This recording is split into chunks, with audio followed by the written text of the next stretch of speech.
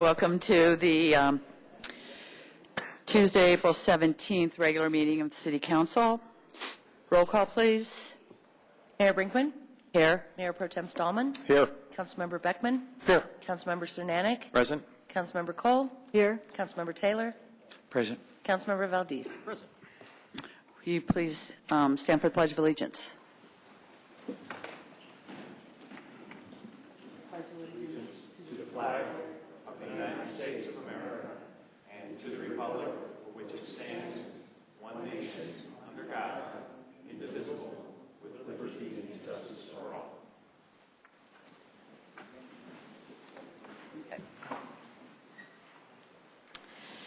Okay, Council, any changes to the agenda? Mayor, I request that we remove item 11A from the agenda. We have a request to remove 11A from the agenda. What is 11A? 11A is ordinance on first reading regarding the Blue Ribbon Stables and Bussard Motor Company. Is there a reason? Yes, because we don't have recommendation yet from HPB. They met, I believe, last night, but they postponed. And the HPB code says that their recommendation would be submitted to us. Jim? Peggy, I'd rather go ahead and pass this on first reading. We always can delay the second reading if we need to. But let's get it on first reading so we can get it published so the public has a notice that it's coming up. I think we could announce first and second reading so public would have notice. Anyway, I'm not comfortable myself doing it, so. Okay, do you want to make a motion to change the agenda? Yes, I move that we remove agenda item 11A. Is there a second? No second. Motion fails. Okay, the minutes from the April 3rd City Council meeting, do we have any changes to that? Seeing none, those are approved. Oh, excuse me, Peggy? Yes, I have one. Okay. I have given City Clerk non-substantive items, but on page 9, lines 282, 83, the end of that sentence, I would like to add a comma and the words including a flow chart. What page?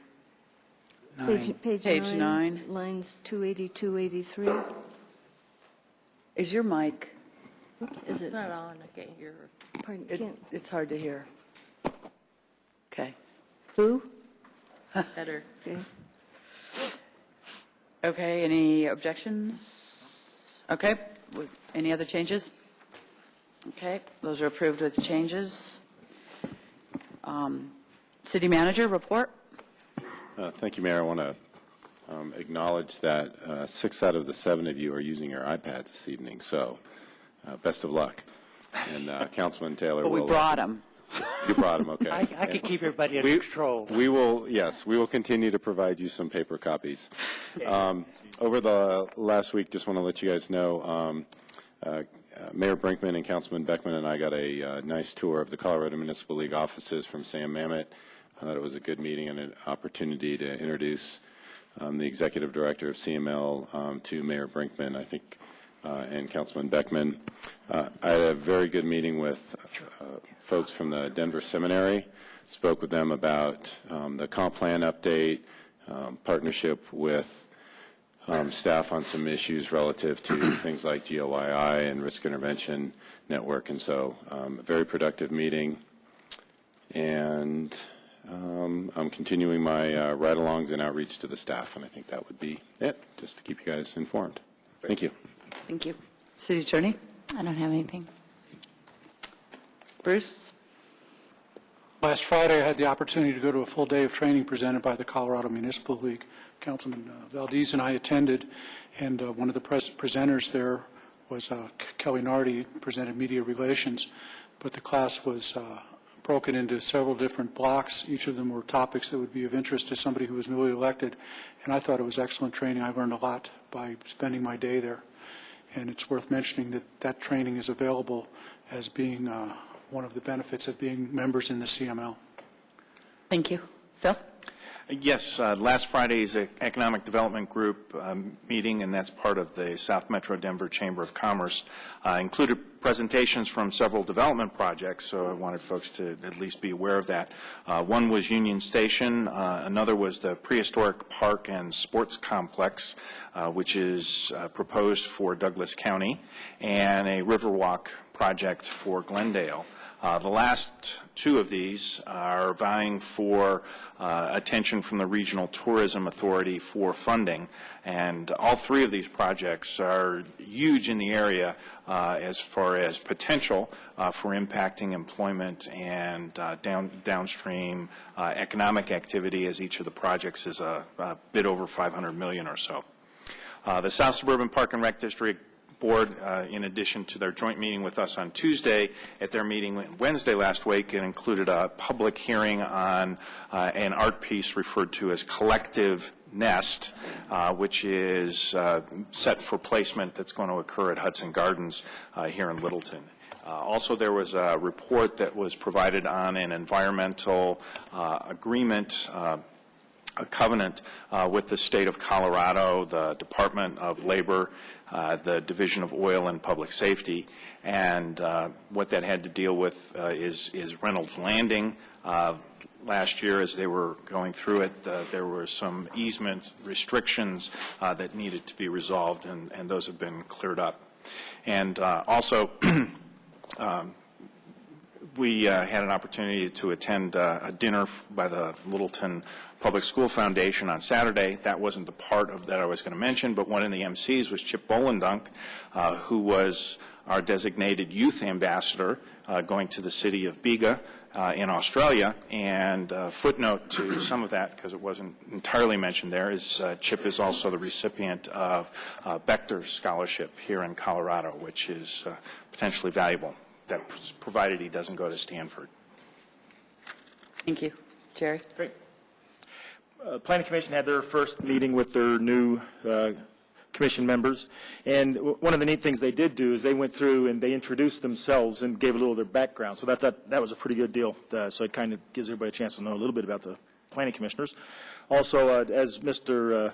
Beckman had said, attended the CML meeting, and Kelly Nardi did a very good job, and the people sitting around me were very impressed by the presentation that she had to give, and it was on communication with the media, or the how to not communicate with the media for some folks. And last night was the Historic Preservation Board. While I was unable to attend, they did send me some meeting minutes, and they did elect their new chairman, which will be Chuck Reed, and Marnie Clute will be the vice chair. And concerning the blue ribbon issue that Peggy was just talking about a little bit ago, they are going to have a special meeting to discuss that issue on 4:30, and I think probably Glenn was there, was a part of that. So, cool. That's it. Thank you. Bruce? Thank you. On last Thursday, I attended the Littleton Public School Board meeting. The predominant issues, they had a large number of teachers as well as some students attending. They did talk about the Med Benny's plan that they're putting in place for the teachers this year, but the other substantive topic of interest was the beginning discussions of potential extended school day options.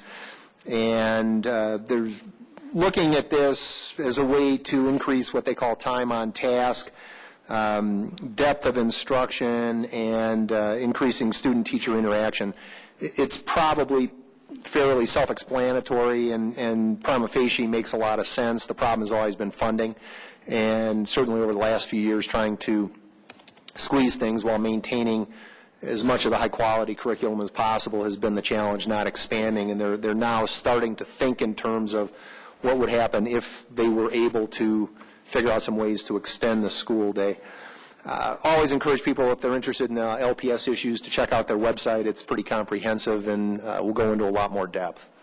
The other item I would mention or remind people of is the upcoming, again, third annual EPIC spring cleaning event, sponsored by the cities of Littleton, Inglewood, and Sheridan, as well as South Suburban Parks and Rec.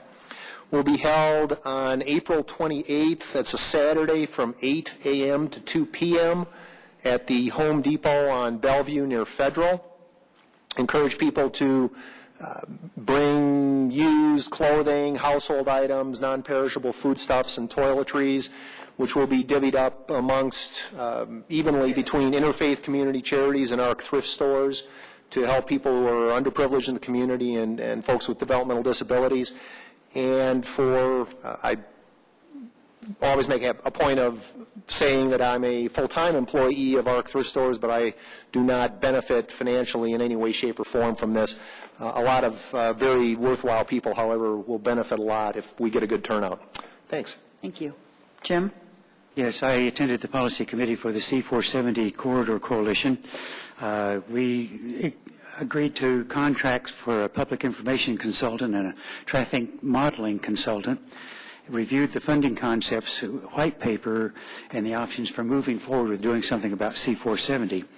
There is a possible beltway legislation that may come forward before the end of this legislative session. A couple of things in advance. We have on April 21st called Be Involved Give Day, Big Day. It's volunteers can register at 8:30 at Progress Park and help clean up Big Dry Creek. And at noon on Big Dry Creek in South Platte there'll be a tree planting ceremony for Bev Bradshaw, who is a long-term chair of the Park Foundation. Another future one is on April 26th, the Arapahoe County Mayors and Commissioners Youth Awards event will be held at the County Administration Building at 6 p.m. And also, I've been invited to participate in the next training session for new council people, which is coming up later this month, as one of the presenters. The Dr. Cog report, we recommended the process for allocating additional federal formula funds.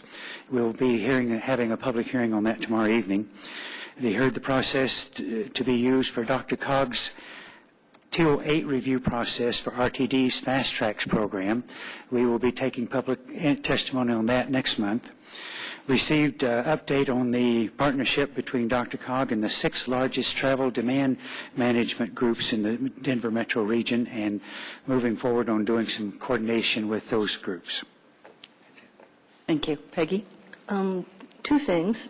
First, in response to my request to remove something from the agenda, I read the HPB code a little different than Glenn does, so I would suggest that when we get that brought back to us, that we clarify indeed whether the intent is to allow things to be brought to us without a recommendation. I don't mind if that's what we want to do, but I'd like us to have that stated in there, if that's what we want. Then I had told the mayor that I would speak during the citizens' comments, but I think I'll take my council opportunity to promote something. Make a Difference Week. How many of you know about Make a Difference Week? My goodness, I better take time to promote this. I make a difference every day. Well, I know you do. I'll give you a little blue ribbon. So we got some of those in the CERT class to give to people. But Make a Difference Week, Mad Week at Heritage High School. That was begun in 2006, and since that time, the school community has raised over $100,000 for 3 worthy causes. The bulk of Heritage's efforts have focused on helping the people of Sierra Leone, one of the poorest countries in the world. I'm getting what I'm sharing with you from their school website. This is not all my regular knowledge. During the 4 years that Sierra Leone has been the chosen project, over $79,000 has been raised to help support an amputee camp, a blind school, and to build and sustain the school's namesake sister school in Sierra Leone, the Heritage High School of, and I don't know how to pronounce this, but I'll say Kabbalah, which opened in August 2010. I had the good fortune at a Martin Luther King breakfast 3 years ago, I think some of the other council people did too, to see a video of some of their efforts there.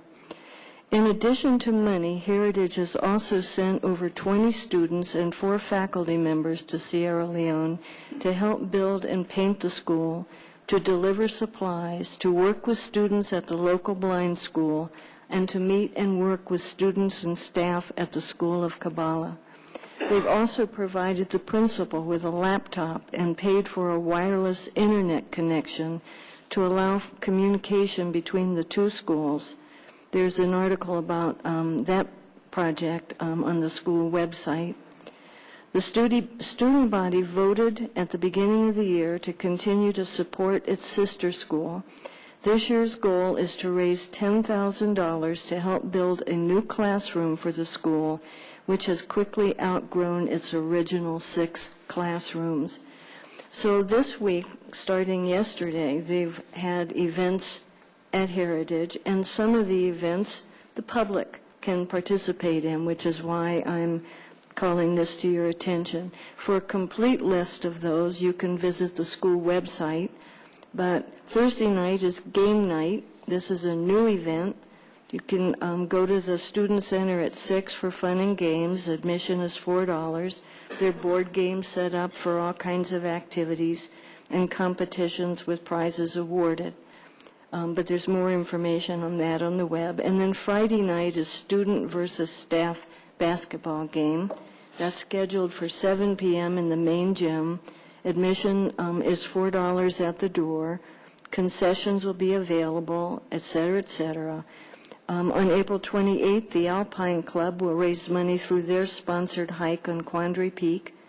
And then this fall, waiting for glorious fall weather, they'll have their second annual Splash and Dash for Sierra Leone Biathlon. So please, if you enjoy some fun and want to just spend a little money, participate in some of those activities. I was told that you can actually, if you can't go to any of the events, but you want to contribute, you can contribute money, you can do that. But I didn't hear a contact for giving the money yet. If anybody's interested, let me know, and I'll let you know who to make it out to and deliver it to. Thank you. Thank you. Okay, we have some special guest citizens this evening.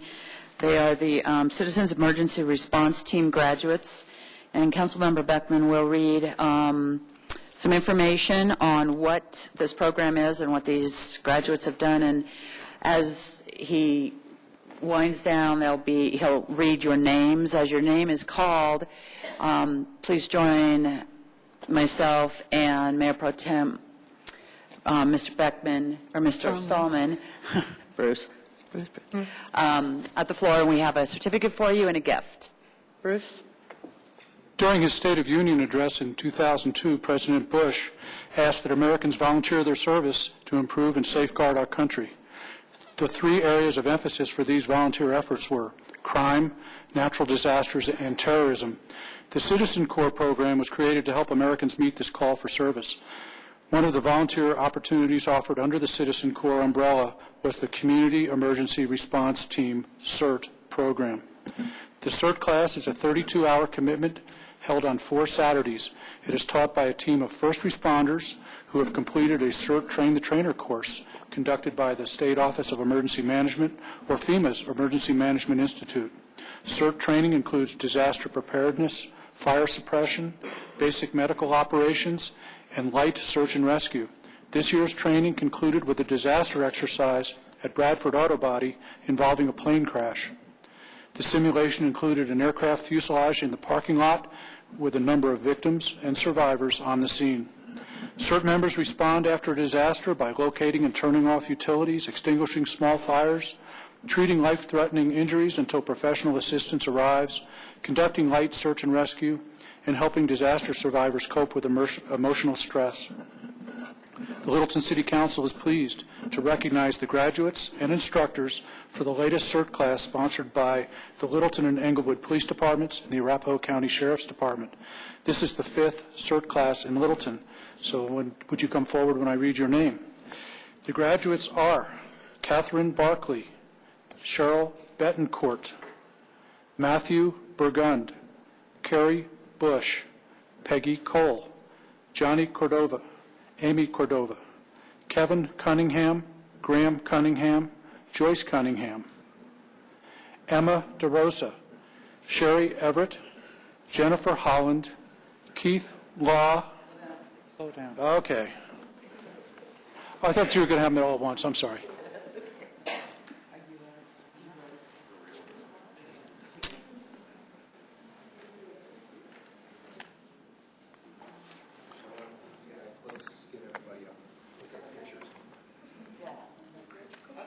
Okay, we had Jennifer Holland, Keith Law, Mike LeBlanc, Pamela Lee, Ambria Lowe, Mary Manley, Terry McElhaney, Maxine Obrecht, Daniel Obrecht,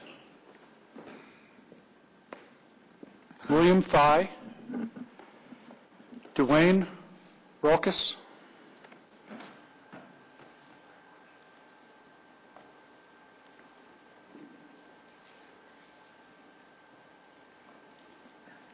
Jerry Rumsey, Rachel Sager, Cassie Sheppers, Jay Spiegel Jr., Terry Spence, John Stevens, and Gregory Walsh. The instructors and coordinators are Bill Hadeen, Joe Hansen, Sue Hansen, Bill Talbert, Max Katsis, Jennifer Scott, and Mickey Kemp, who can't be here tonight because he's ill and was the coordinator for the City of Littleton and for the project, Jim Olson, Tony Arnoldi, and Janet Simpson.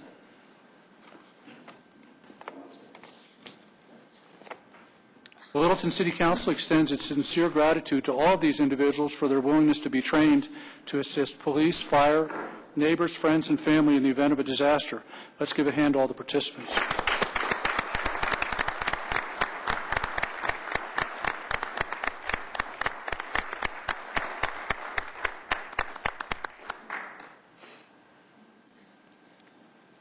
Kelly, did you get, you're good? Thanks very much. All right, congratulations. Thank you.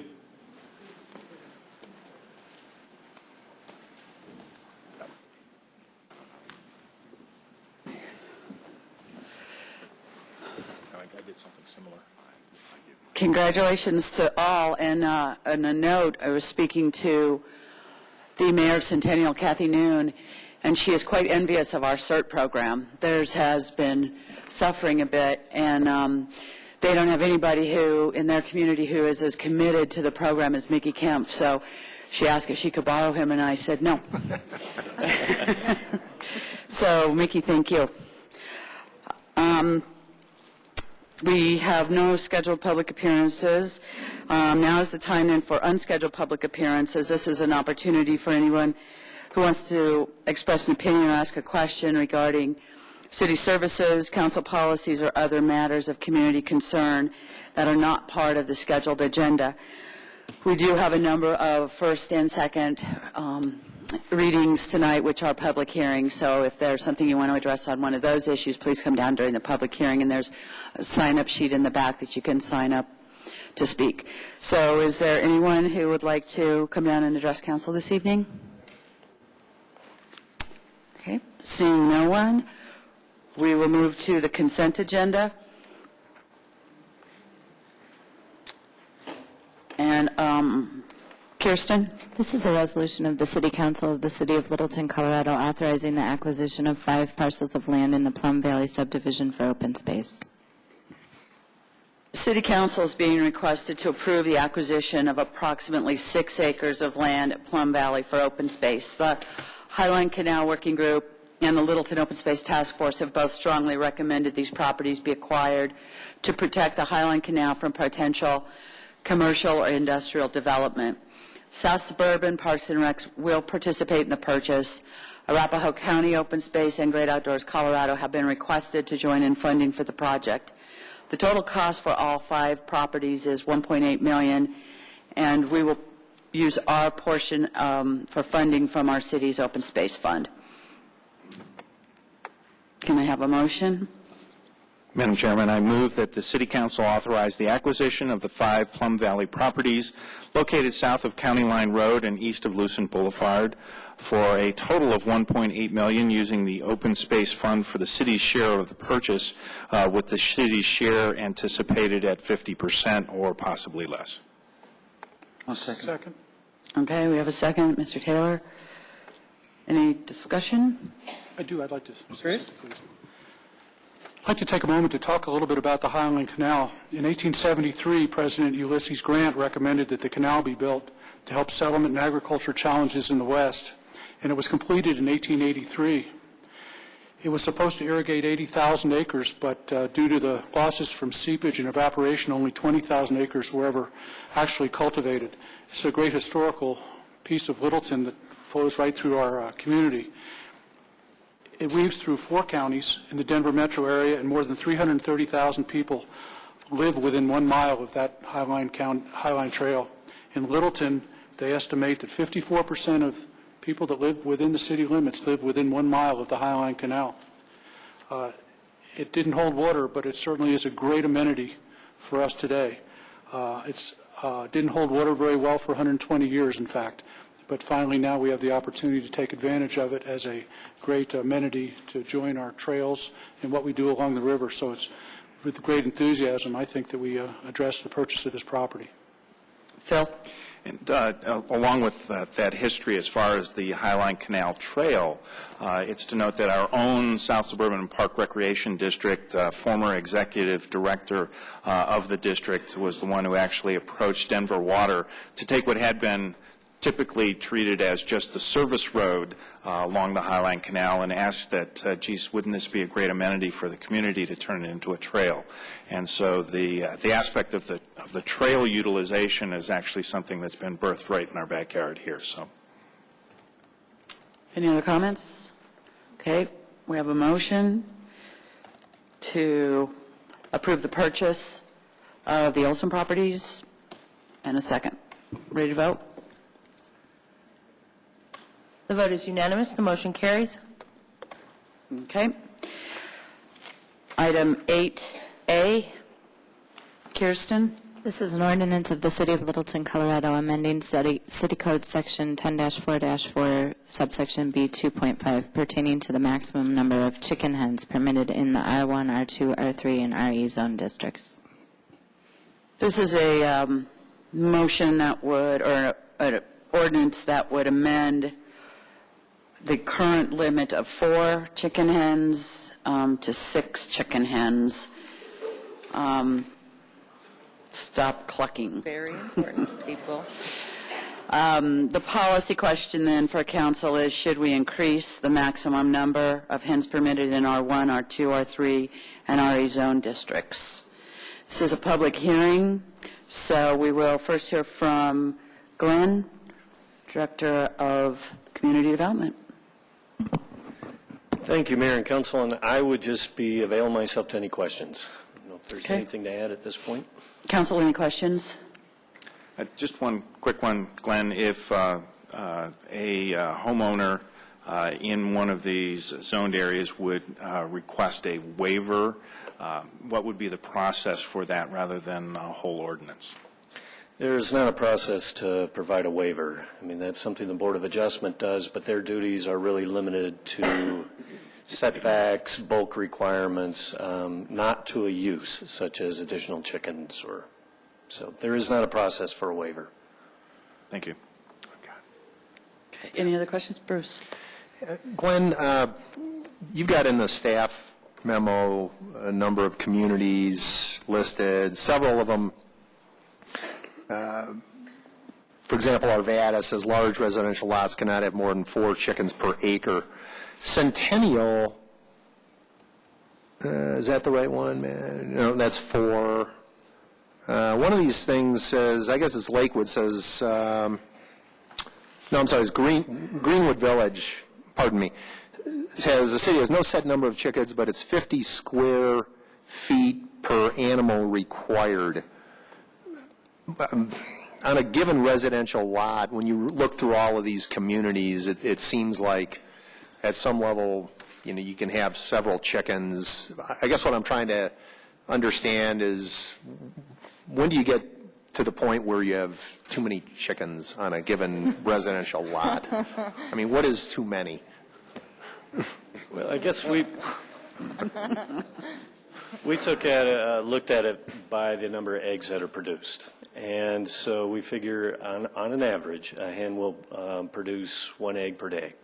So with 6 chickens, we're talking up to 42 eggs per week. Certainly would feed a family of 4, which is kind of an average family size. So I guess the way staff looked at it, once you get beyond that number, perhaps you're going beyond the number of eggs that a household can consume, and that's really the purpose for providing the chickens, is to allow a household to become more sustainable. I don't know if that answers your questions. It's a lot of eggs. Yeah.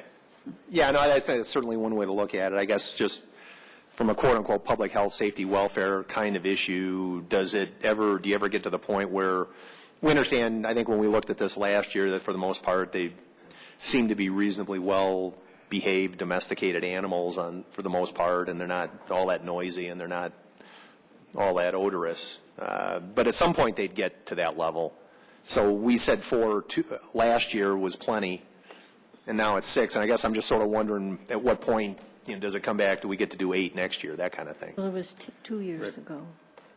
That's correct. One thing, the City of Denver has gone to 8 recently, so just as far as discussing among staff, we thought, well, maybe we'll watch Denver for a year and see if it works, see if it comes up again as an additional issue. Okay. Is Denver our model for being a city? Not necessarily, but it will be a good lab. All right. Peggy, did you have a question? No, it dawned on me it was a comment. Okay. Sorry. Okay, any other questions, council? Okay, then I will open the public hearing. If there's anybody who wants to come down and address council regarding this issue. I don't have a sign-up sheet. I don't know if anybody signed up. Seeing no one, I'll close the public hearing, and I need a motion. I move to approve the ordinance amending Littleton City Code Section 10-4-4 Sub B 2.5 pertaining to the maximum number of chicken hens permitted in the R1, R2, R3, and RE zone districts on second reading. Second. Okay, we have a motion and a second. Any discussion, comments? Phil? When this first came up 2 years ago, I had indicated that I am in favor of fresh eggs. I am not anti-chicken. However, being in a position where I receive many more complaints regarding foxes and coyotes, and I'm still pretty sure that foxes and coyotes still consider chickens rather tasty, I'm not looking to encourage additional hens to be placed in our residential areas. So I would urge a vote no. Council, Peggy? Yeah, there are quite a few dogs and cats that the foxes and coyotes seem to love too, so I don't see us limiting those just to keep the population. Yes, they're limited to 3, council member. No, but to limit more. To limit them more. That was never an issue of the limiting. But in my head, I have 3 things guiding my thinking. Council is charged with protecting the safety, health, and welfare of the citizens, and having a food source that you can raise or grow in pea patch or in the chicken coop or whatever seems to me related to safety and welfare. And the important part in my head, related to what Mr. Stallman said and Mr. Cernanek are saying, is that we have so far had absolutely no complaints about odor or nuisance from the 4 chickens. I encouraged staff when I told staff that I had received several requests from people when I was campaigning last fall to increase the number. It seemed to me that a slight increase would be okay. I don't see this necessarily every year or 2 inching or multiplying the number of chickens. But it seemed to me this is good. My next-door neighbors do not have chickens, but if they did, they have 6 mouths to feed. They'd need more than 4 or 6, probably, if they eat the way I think that they eat. They're very healthy people, and they, like to take care of themselves. I read during the first reading email messages from 3 citizens, and I got home and discovered I had a 4th one that was stuck to one of the ones that I read. So I did hear from people, and as you may recall, one very articulate woman spoke about the value to her and the family, the several children, in learning responsibility, raising the chickens, benefiting from the eggs, and they even feel that those chickens are a bit like pets, which I think would be a little troublesome to me having them. I wouldn't want to give them up, but increasing the number to 6 does not seem to me to have negative impact on the community, and it certainly would increase the welfare of at least the people that want to have a couple of more chickens. Thank you. Bruce? Well, I thought I had a couple of thoughts here in talking with my esteemed colleague and namesake down there. It was his idea to, and we haven't done this, but I'm sorely tempted to propose a motion acknowledging that council says the chicken came before the egg, so we could settle that issue once and for all, since that's the way staff wrote this up, but I won't. I do think there's also the other side of the healthy food issue is cholesterol, and as far as public health and safety is concerned, council's got some obligations to keep people's cholesterol under control. In all seriousness, I agree with everything Councilmember Cole said, but I'm scuffling here to try to figure out, what everything you indicated is legitimate at 4 relative to 6, and we did 4 2 years ago. I'm not entirely sure I've heard a compelling argument to necessarily increase it, other than you get more eggs. 28 eggs, I guess. Would you say 1 per day per hen times 4 times 7 is 28? Theoretically, that's a lot of eggs per week. So I don't know. I'm having issues. Thank you. Mm-hmm. Anybody else? Jerry? Yeah, I understand the fresh egg thing. I guess for me, it was a lot easier way for me to gather eggs. Maybe they're not as fresh, but I can get 48 eggs in 10 minutes. I don't even have to wait. I'm struggling with this one, too. It's like none of my neighbors have chickens, and when I was campaigning, nobody mentioned chickens. Maybe they were chicken, I don't know, but nobody mentioned it. I'm just struggling with this one, and the idea of having just 2 more chickens, I guess, on one hand, it doesn't seem like that many, but after a while, it just, I'm really struggling with this one. There's just, and Peggy, I'm just not, I don't think it is our responsibility to manage what people eat. I do understand that people like eggs. I love eggs. But as Mr. Stallman just said, if we're going to be worrying about people, then we ought to make sure they don't eat too many eggs. So I don't think I can support this. Jim? I will just remind you that eggs can be used for cooking. It is not always consumed as an egg. Any other comments? And there are recent studies showing that the cholesterol is not quite as high as they anticipated years ago. This is right up there with global Thank warming, you. though, That's isn't it? absolutely right. Throw a little bit of bacon in there, and you got a meal. Yeah. Now you're talking. See, it's the bacon that'll do it to you. We talk All right. pigs. Now that we're all hungry.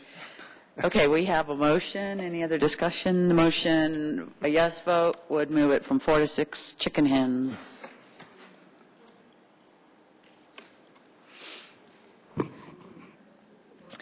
The vote is 2 in favor, 5 opposed. The motion fails. Okay. Moving to 8B, Kirsten. This is an ordinance of the City of Littleton, Colorado, amending Title II, Chapter 9, Section 1, concerning the powers and duties of the Planning Commission. And this is a second reading, and so we will have a public hearing. The policy question, Council, is should the powers and duties of the Littleton Planning Commission be revised to define the process for Council's approval of comprehensive plans and change the Commission's authority to advisory on plan development overlay zoning? And Glenn, would you like to present? And Mayor, you've got the vote. And not shut it off, Bruce. Thank you. No eggs for you. Or more bacon. Bacon. Mayor and Council, I guess staff's opinion on the policy question is, as we explained at first reading, we believe the plan development overlay is zoning and therefore should end with the City Council and adoption by ordinance. This isn't the PDO. I'm sorry. Very good, thank you. We're talking about roles and duties of the Planning Commission. Yes. Okay. We did hear a number of concerns from council. We did make some minor revisions to the ordinance to address those, and in regards to a comprehensive plan, there's 4 options given. Council can approve a comprehensive plan as recommended by the Planning Commission. You could approve it with changes, and you do that by ordinance. So we wanted to clarify that would be ordinance adoption requiring 2 hearings of the City Council. You could deny a comprehensive plan as recommended, or you can remand it back to the Planning Commission for changes, which would then come before you. So with that, I'd be happy to answer any questions you might have on the second reading of roles and duties of the Planning Commission. Council, any questions? Seeing no questions, we will open the public hearing. If there's anybody in the audience who would like to come down and address the issue, please do so now. Seeing no one, I will close the public hearing and ask for a motion. Madam Chairman, I move to approve and amend the ordinance that amends the Littleton City Code, Title II, Chapter 9, related to the powers and duties of the Planning Commission. Okay, we need a second. Second. We have a second. I have Any a discussion? motion. Peggy? I would like to amend the motion. Okay. I believe we raised this issue at the first hearing. In Section C on page 2, there's at line 16 through 26, such comprehensive plans shall be subject to approval by council, et cetera, et cetera. Those are all things related to council, and I thought we had requested a way to take that out of there and put it someplace else because it's not powers and duties of the Planning Commission. It's what council does. Is that her motion? Kirsten? Oh, well, first Wendy has a question. Are you making that motion, or are you asking the question? No, I'm making a motion, and I should have waited to a second before I said all of that. Okay. We need a second. Tell me what your motion was. To delete, starting on line 16, such comprehensive plans through line 26, because that relates to council, not Right. to the Planning Commission. I'll second to bring that to a vote. So my recollection is that the mayor did ask me to take a look at that, and council's authority is there in the charter, and so we don't believe there's anywhere to add anything in addition to the code to give the council additional authority. And the reason we put it in here is because this is the process of adoption of the plan. So it's really a process issue for Planning Commission and council. Bruce? Yeah, Peggy, I mean, line 11 says the commission shall recommend a council, so forth and so on, and such comprehensive plans presumably recommended by the commission shall be subject to 1, 2, 3, and 4 there. I'm not quite sure I understand where you're going with the motion. Well, I understand that they can recommend, and that's what this is saying. Right. But what council does with it seems to be not a duty and power related to the planning commission. But it says the comprehensive plan shall be subject to approval by council, denial, whatever, as in relationship to what the planning commission recommended. So isn't it, as written, clarifying planning commission's expectations for what will happen when they recommend something? There might be a better way to phrase it that would, in my head, although I didn't think of it because I just was thinking to take it out of here and put it someplace else. Okay. And we didn't have comment about, well, we looked and we couldn't find someplace else to put it. So I wasn't thinking in those terms right now. But it still seems to me the focus in that section is not worded as power and duty there. So. Okay. Bruce? I'm comfortable with the explanation that was given in the agenda communication under City Council there in the first paragraph that, Kirsten, perhaps you provided that. It says that the question did come up as discussed, but staff did not believe so because council has broad authority to change the power and duties of boards and commissions, and Section 229 provides that the powers and duties of each board and commission shall be as specified in this title and may be amended or deleted by other provisions of this code or by ordinance, motion, or resolution of the City Council. I think it was your intent to answer that question that was raised 2 weeks ago. That was our intent. And the second issue is Glenn's got a tough job in that he's trying to revise chapters 9 and 10 in totality, but some things rise to the top first. And if you were to start with page 1 and try to progress through, it would make less sense than perhaps hitting, as he's trying to here, the most significant ones first. This was a very significant issue over the last year, and I think it does rise to the top and should be addressed sooner rather than later. Thank you. Any other comments on the motion to amend? Okay, seeing none, we have a motion to amend. Everybody clear? Do I need to repeat? Nope. Okay, ready to vote? The vote is 1 in favor, 6 opposed. The motion fails. Okay, we have our original motion on the table. Any discussion on that? Bruce? I think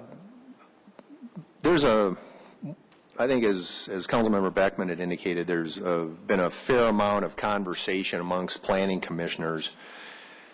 I really think the sentence in here under in the staff agenda that talks about the proposed amendment discusses the planning commission's authority over the adoption of the comprehensive plan and clarifies that they make a recommendation to council, while the best practice is for council to accept the plan recommended by the planning commission. The proposed amendment reserves authority to council to change the plan by ordinance.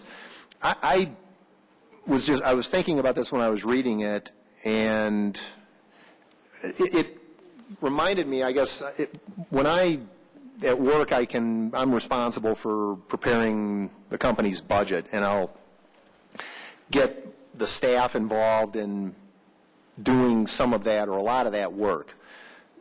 They can come back with a work product that then I reserve the right as the senior financial person in the organization to modify and then take forward to the CEO and ultimately the board. And the board may not like what I've changed or may want to do something completely different, but it doesn't invalidate the amount of work and the value of the work that has been accomplished by the staff. And in this case, the Planning Commission is going to do a ton of work in addressing a lot of the detail attributes of this.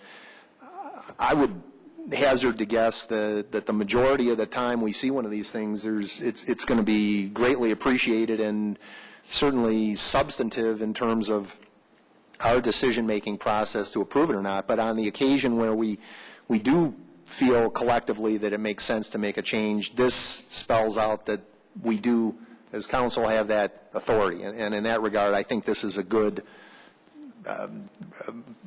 document or a good ordinance to have out there for clarification purposes.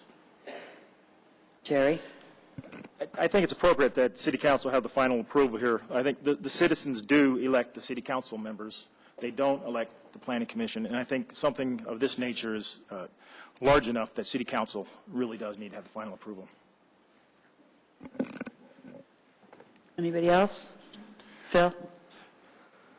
What I think this does is it really does clarify the language here on what the Planning Commission is doing, which is essentially they're doing all the work. And then the council has a chance to say yes, no, maybe we would suggest some changes, or if there is something that happened to be there that ends up being proposed coming out of it, it goes to an ordinance level, which means you're going to have a first reading and a second reading, and it's going to come through. And I really, as I read this, and believe our intent is to say there's a recognition the Planning Commission is going to be doing the work. We're the ones that delegate it to them. For the most part, Bruce Stallman is correct. It's going to be, we'll take it, but it also reserves the right to maybe make or suggest a few changes. So I'm in favor. Any other comments? Okay, we have a motion to amend the ordinance amending Littleton City Code Title II, Chapter 9, related to the powers and duties of Planning Commission. Everybody vote. The vote is unanimous. The motion carries. Okay. Item 8C. This is an ordinance of the City of Littleton, Colorado, amending Title 10, Chapters 1, 2, and 9 concerning the process for approval of a planned development overlay. This is a second reading and a public hearing. And the policy question for council is, should the process for approval of planned development overlay zoning conclude with the approval by the City Council through ordinance? And Glenn, would you like to present, please?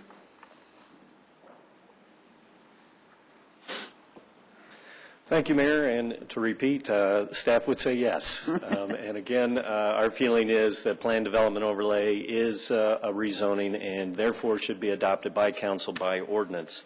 However, we did recognize that this does add time to the PDO process. Council raised some of the same concerns we heard from the Planning Commission, which kind of reflected those same issues. As I recommend or clarified at the first reading, the Planning Commission did recommend denial of the proposed changes to the PDO ordinance. We had an opportunity between first and second reading to return to the Planning Commission because they really didn't see the full picture of the amendments that staff is going to be bringing forward. One of the things we looked at immediately with this ordinance, and I'll get into a little bit more detail, is some questions that came, I think, from at least Councilmember Taylor, perhaps a few others, had questions about coordination with the Historic Preservation Board. We took another look at it. I think the draft that we're going to present to you tonight gets the timing to at least equal to what it is today, so it's no greater time. We had a chance to preview that with the Planning Commission just in a study session, no formal recommendations. I think they felt that was a good change. In fact, they even thought, well, maybe a next step would be totally divorcing the two processes between PDO and historic preservation. They also raised an issue of perhaps we keep approval by the Planning Commission and then appeals would go before City Council. We also looked at the transit impact zone, and I think we mentioned that on first reading. That's something that staff has been taking a very hard look at. It was something adopted in 2001, right after the opening of the light rail stations in Littleton. The idea was the transit impact zone would be a protectionist type of zone. It's 1 mile in diameter and basically requires virtually any action within that area to go through this process of getting a planned development overlay. What we've seen in a dozen years is that really the fear of rampant redevelopment really hasn't occurred. In fact, I think we've seen land values raised to a point where people are very conscious about what they use the land for.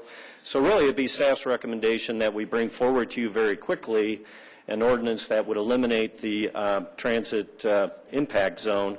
I think the Planning Commission, a majority, were in favor of that. A few of them thought, well, perhaps it could be recrafted into more of a incentive zone to incent more appropriate transit-oriented development within a proximity of the light rail station. Perhaps it should be shrunk down to a quarter mile.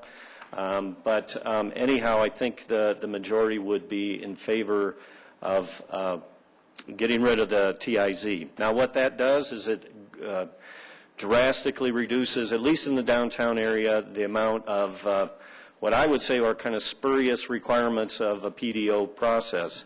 And one of the frustrations that staff has had is when somebody wants to make a minor change within all the zoning categories or all the zoning requirements, it still forces an additional look by the Planning Commission. So that's another thing that we think would really reduce the amount of PDOs. But I'll just, I know there was a request for flow charts. If you'd like, I'll run through those flow charts. If you don't want, I think you should. Nodding their head, okay.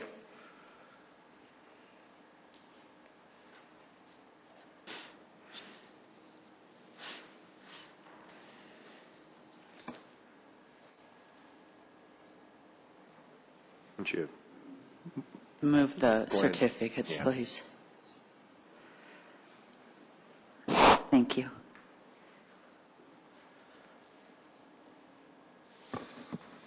Okay, this first exhibit is the way the process is today without any changes, and I think we pointed out some of the issues here where it requires an applicant to do a little bit of ping-ponging between boards and commissions. We estimate it's about a 6 to 8 month process, and it starts with today, staff review, development review committee, reviewing the application, getting it before historic preservation, who makes a recommendation on the architecture of whatever the proposal is. Then it goes from HPB to the Planning Commission. They hear all the issues with the PDO, and in some cases there may be no issues. But it also could include a reduction in parking or an increase in height. From there, the Planning Commission makes a decision. If they say no, then it's an appeal to the district court. If they say yes, it returns to the Historic Preservation Board, where they look at the fine details of the architecture and issue a certificate of appropriateness. If the Historic Preservation Commission says no, then that gets appealed to the City Council. Or if they approve it, then the applicant is off and running, getting permits and starting their project. So that's the way it is today. We estimate that that's about a 6 to 8 month process. I might just add that the variance in that time has a lot to do with staff and the Development Review Committee. And believe me, that is something that we're spending quite a bit of time on making changes and perhaps making that make much more sense.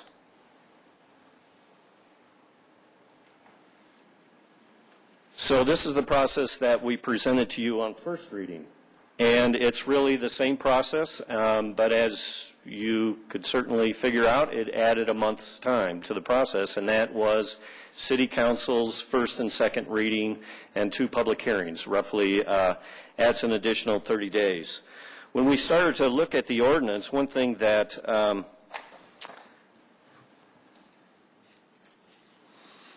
the ordinance presently didn't allow us to do is the applicant could actually prepare his certificate of appropriateness, bring that forward to the Planning Commission as a first step, and then we go through the various process. This basically saves that additional 30 days, and it gets us back to that 6 to 8 month period. So with that, staff is recommending approval of the changes that you have before you. We think it doesn't do any additional damage as far as timing. And again, we fully intend to bring you additional changes as well.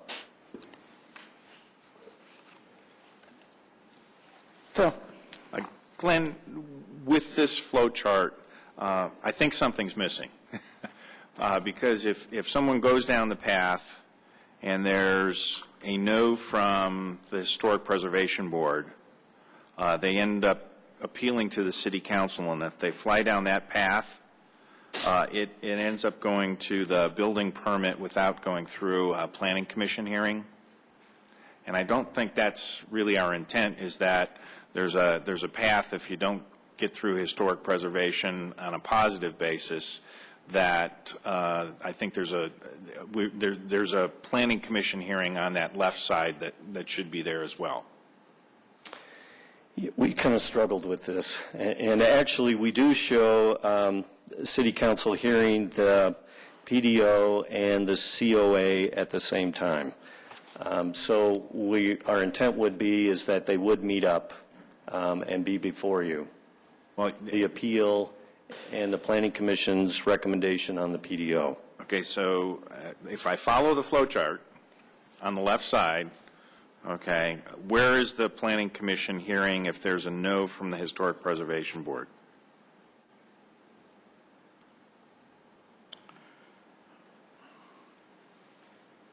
I'm following a flow chart on the left side. So you go down. Okay. You have the historic preservation board hearing, and they make a decision no.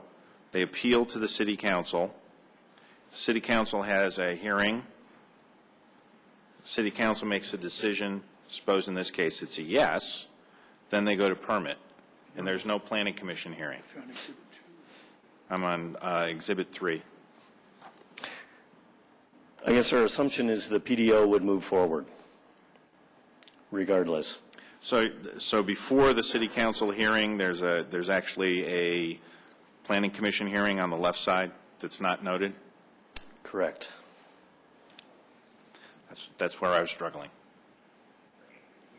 Yep.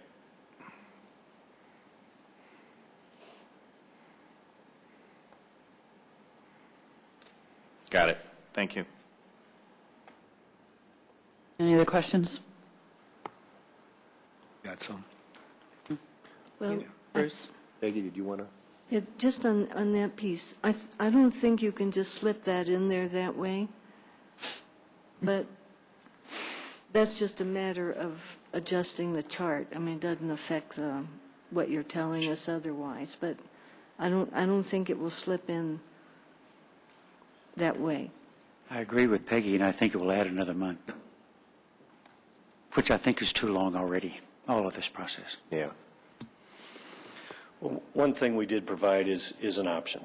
Okay, so if they felt pretty strongly they could go through HPB, then they would do a COA, or else they would go back to a recommendation. And then, yes, that would add a month. But there might be with this, and I would need to have little pieces to move around to see it. If you had coming off of the second blue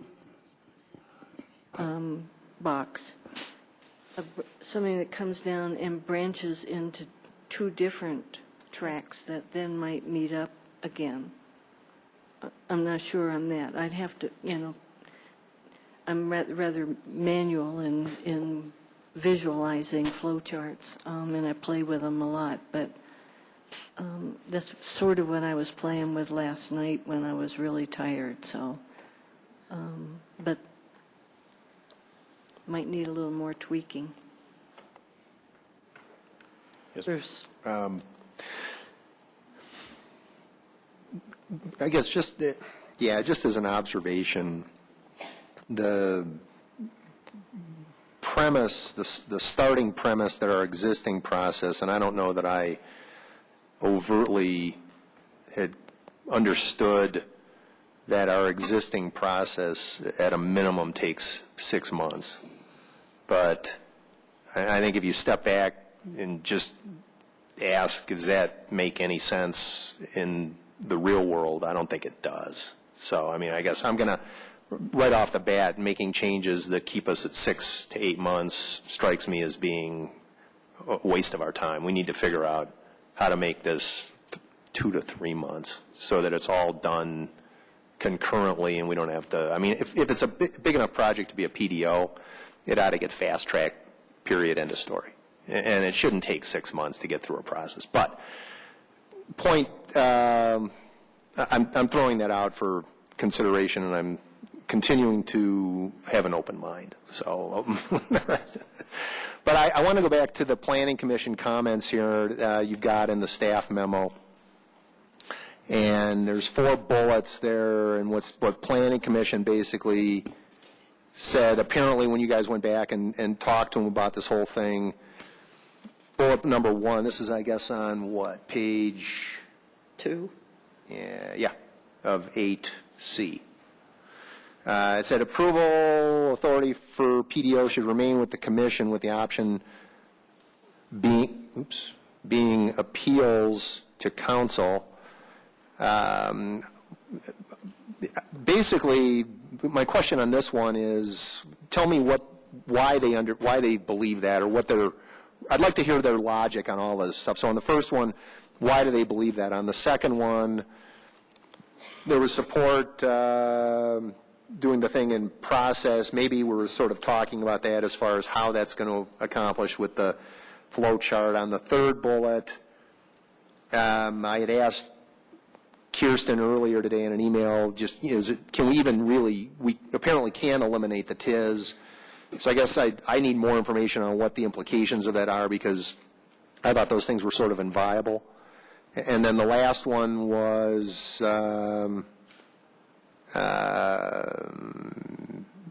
the support to make changes as a site development process plan. Okay, so we don't really know what those changes are yet. So the main questions then, distilling this down, are why do they think the PDO, the approval authority for the PDO should remain with the Planning Commission, and what is the implication of eliminating the TIS, or TISs, as the case may be? Okay. Well, I think the Planning Commission always believes that the PDO should stay with them. They think it's really a planning issue. It's a hybrid of zoning, and perhaps it makes sense to be approved by the Planning Commission. It's certainly a quicker way of doing it. And what they offered as an alternative is if they don't, let's say they deny a PDO, versus going to district court and going through that process, perhaps a good middle ground would be adding an option to appeal it to the City Council. So then you would have a chance to hear the same case and perhaps reverse their decision. So that was some additional thinking on that first bullet. Okay. TIS, right. The TIS right now just states that anything within that mile radius circle requires a PDO. And I think it's 500 square feet or greater.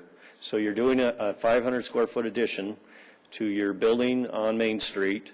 You meet all the zoning requirements. You're getting your certificate of appropriateness. You go through a process for a plan development, which is typically geared towards why you need to revise the underlying zoning. But you don't have to in this case. So we really are kind of at a loss of what the decision is for the Planning Commission, but it forces that additional step. Now, the intent was, I think there was a concern, and actually Kirsten just pulled up the original staff report, but it's the same as what I was always told. There was a concern with the opening of our light rail station that there would be assemblages of parcels of neighborhoods, wholesale clearing of those areas, creating surface parking lots, perhaps bringing in some uses that the council might not see as appropriate. So the TIS concept is basically originated with the city, or is it something that has its legal foundation elsewhere? It was the city. It was just the city passing an ordinance, and it can be repealed. Okay. So there's nothing broader, it just is, huh? Okay. Okay. And a recommendation from planning. But if I'm understanding you correctly, then the process, that's just a complexity that goes away if some of these processes get changed, or if we eliminate the TIS, there's no TIS review phase of some sort. There's no PDO. But if there's a PDO anyway, what was the impact of the TIS? Okay, there's no PDO if you do a redevelopment of a site. then it would have been a PDO based on the TIS, which is what you said. Okay, but if now, so that just goes away. The PDO would go away. Okay, but if it's a PDO anyway, it's still going to go through the process, and the TIS doesn't really matter because it's a PDO. Correct. All right, I think I'm there. Correct. And the final bullet, we did point out some administrative changes. One of the things that we spent some time on is our site development plan process. Right now, the code says any addition or subtraction or reduction in parking requirements from a change of use requires a formal staff review process that includes additional engineering requirements. It would be traffic analysis, drainage analysis, a lot of review of an existing building that isn't changing the site. So that's another thing that's going to be coming forward right away. It doesn't necessarily affect the PDO process, but it does affect the overall process of how we approve development. Jim? Madam Chair, I guess I'd like to see if there's a public that wants to weigh in on this issue. Otherwise, I would feel better about this if we table this for a couple weeks so we can have a better idea of what all these little dots and things are going to mean, and to see if we can tighten up that timeline. I think that the complaints I get from people is that this is a year-long, time is money, and they can't spend a year going through multiple hearings of DRC, multiple hearings between planning commissions or Historic Preservation Board or City Council, and get a project done. So I would like to move to table this for 2 weeks and see if we can speed this process, see if they can speed the process up. Second. I have a question with that. Well, we have a motion on the floor. I think We the only also thing you have can a debate public is hearing. the date at which it was set. I think the only thing you can debate on a motion to table is the date that it was set, the date it was set. That's right. Okay. So we'll have a public hearing in process. I still have questions. So Precedent. your The table takes precedence. Are you guys There's just- struggling with the motion? Because Yeah. the motion to table in your legislative rules requires that the main motion be delayed until a certain stated time, among other reasons, obtaining more information, which is what Councilmember Taylor's looking So for. he wants to move it to 2 weeks, but we're in the middle of a public hearing. We haven't heard from the public. We don't have a motion yet. We do have a motion and a second. No, we don't. No, we don't. We never got past the public Sure we hearing. do. Jim motioned to move it. He says, I moved to table for 2 weeks, and we got a second. But you don't have a motion to table. We haven't. Oh, we haven't got the main motion Right, yet. That's right. true. Okay. So in other words, Kirsten, you're going to rule my motion out of order. No. No. You can do it even before you have a motion to act on the Before issue. we've, Yes, I'm reading your legislative rules. Wouldn't it be Okay. better to do? We can do it. so we could vote on the motion? I mean, people came down. Okay, we'll go ahead and vote on the motion, and then, 2 weeks, next meeting? yeah, that would be, what's the date? May 1st.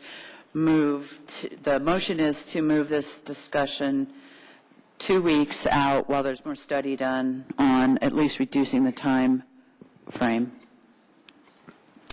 And so that would put it to May 1st. And at that point, it would be in a second hearing. Okay.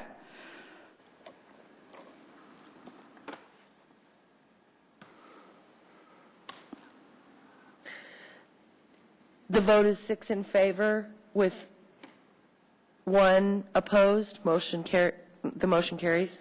Sorry. Madam Chairman, I'd like to make a comment. Yes, Phil. Just to add in the information that would be requested, I'd like to hear the pros and cons of the appeal process of if we took the approach where the PDO is approved or not by the Planning Commission, to have that appealed instead of the current process of district court, how that might look if the appeal went to council. The second is on the parallel timeframes. With the HPB and the Planning Commission being there, I think that the understanding of that needs to be tightened up and understand what those timeframes are in that. Third would be the pros and cons for eliminating the TIS. What are the implications of that? And some thoughts as to if we were going to be doing that, what time frame should that be done in conjunction with this, which would be in a second hearing. And thirdly, with the considered possible changes regarding site development and design review committee, how that will impact the time frame and what's happening on those, since some of that is actually administrative process. Jerry? Is there still discussion on the main motion? We don't have a motion on the table, on the floor at this point. We are still in questions from council to the applicant. Well, to staff. Okay, then I have questions. Okay, go ahead. So I was on Planning Commission when we put TIS in place, and it was for the reasons that you had mentioned. And I think now we have some unintended consequences here that are causing us some issues here. If we remove TIS, or how much time does TIS add to the process? Because right now it seems like TIS is part of the issue here. Correct, yeah, and TIS requires the PDO, which requires the hearing, review of staff, a hearing, so that at least adds probably, I would say, a fourth to a half of the time that we projected for you of the process. So, and then Councilmember Stallman, you had mentioned that Kirsten had told you something, that we couldn't do that? I mean, share that with everybody then. No, go ahead, yeah. Today, Councilmember Stallman asked me if we could repeal the TIS, and we can legally repeal it by ordinance. My concern was, did the TIS exist out of an ordinance from the city, or was it? It existed because Planning Commission came up with it and it was passed. Right, and I didn't know that. I thought it was maybe state or So if we just remove the TIS, that takes away about 2 to 3 months? Right, unless you need a PDO for another reason. Pardon me, one more time? If you need a PDO because you want to vary, you want to increase the height, or you want to reduce parking, one of the other reasons for using a PDO, that would still be required. Okay, yeah. But a PD would do the same thing, wouldn't it? And if we can remove the TIS right away, that's going to knock off 2 to 3 months. From a majority of the cases, yes. Why don't we just take it from that position instead of And that is our recommendation. We were trying to essentially do an interim step, but as Glenn stated, we are going to be bringing you an ordinance recommendation to remove the TIS. And I think part of the questions that were asked, and I think Councilman Sinanek just posed it, or what are the implications of that, and that will obviously be in the staff report. The implications of removing TIS? Removing the TIS, because we started from, if I may, Glenn, Please. We started from the procedural piece to try to streamline what we would articulate as a somewhat broken process. And I think part of what the struggle that the council is having is, how does this all fit together? Well, if we remove the TIS, that all those options of those flow charts change drastically. And then you should probably start thinking of them as separate from the HPB process. And then, as Glenn just pointed out on your earlier question, Councilmember, that if under other conditions you need a PDO anyway, that's going to be a procedural thing because you want a height variance, et cetera. So, yeah. So with the TIS really had a lot to do with the HPB to make sure that certain buildings weren't knocked down that maybe had some significance to them. Something along that line. But also I remember that I thought that TIS affected anything more than like a 10 by 10 addition, which is less than 500 feet. It's not a very big addition. Why don't we just come back, remove TIS, then take a break? Well, that's our recommendation. They're rewriting charts and all that other good stuff. I think we brought forward the PDO because we were looking at the roles and responsibilities of the Planning Commission, and that led to the PDO. But yes, it was our intent to bring forward these other things as well. The timing just worked this way. Thank you. Okay. Bruce, and then, Yeah, I would like to see us have a resolution maybe concurrent with further discussion of this, so that one of the options could be, if the TIS was eliminated, that would be a separate flow chart for us to see at that time, perhaps. Might help our conversation move along. Right. The other is, I don't think we've ever had any discussion about the additional workload on council that this change might create, and I don't think that's our primary concern. But as this thing works its way through, that might be a discussion point, whether this will be, in fact, a significant change in council, how council's time is used. okay, Bruce. Yeah, I would, I'm going to echo a lot of what the other individuals have said. I think if we're going through this exercise, which is sorely needed, and it's a good petri dish to start thinking. My concern here is that we're playing at the margins of a process that admittedly isn't working all that well to begin with. I guess my request to staff would be, if you need 2 weeks, great, but if it takes 4 or 6 weeks to really start thinking outside the box and figure out what truly does need to be done and what can we live without doing that's really a de minimis impact on the objective of the process in the first place. Let's reconstitute the process so it does something that's appropriate for today as opposed to trying to tweak something that was never working all that well to begin with. I totally agree with getting rid of the TIS. If as Councilmember Valdez said, if that's the major, if there's a major time suck there, then great, let's do that. But, so if that takes it to 4 months, that's still, in my opinion, 2 to 3 months probably too long. Mayor? Yes. If there is support for, I would describe it, Petri dish is interesting. What we brought before is probably a mid-sized Band-Aid. But if there is general support for the discussion that's been occurring, I would, I guess, ask that you go ahead and not approve the ordinance on second reading and let us go back to Councilman Stallman's comment, and we will bring you back what we really want to do at the end of the day. Because we do have it. It's not quite a petri dish in the sense that it's growing unknown. It is an iterative process, and it does make sense, at least to us. But if you guys are comfortable with us spending the additional time just to jump to some of the more substantive changes, keep in mind, especially for Councilman Taylor, we haven't had one in 12 years. Some of these timeline concerns, whether it's on an appeal or something else, this is not exactly, moving forward. So we have ample time to do this, and we can clean it up appropriately.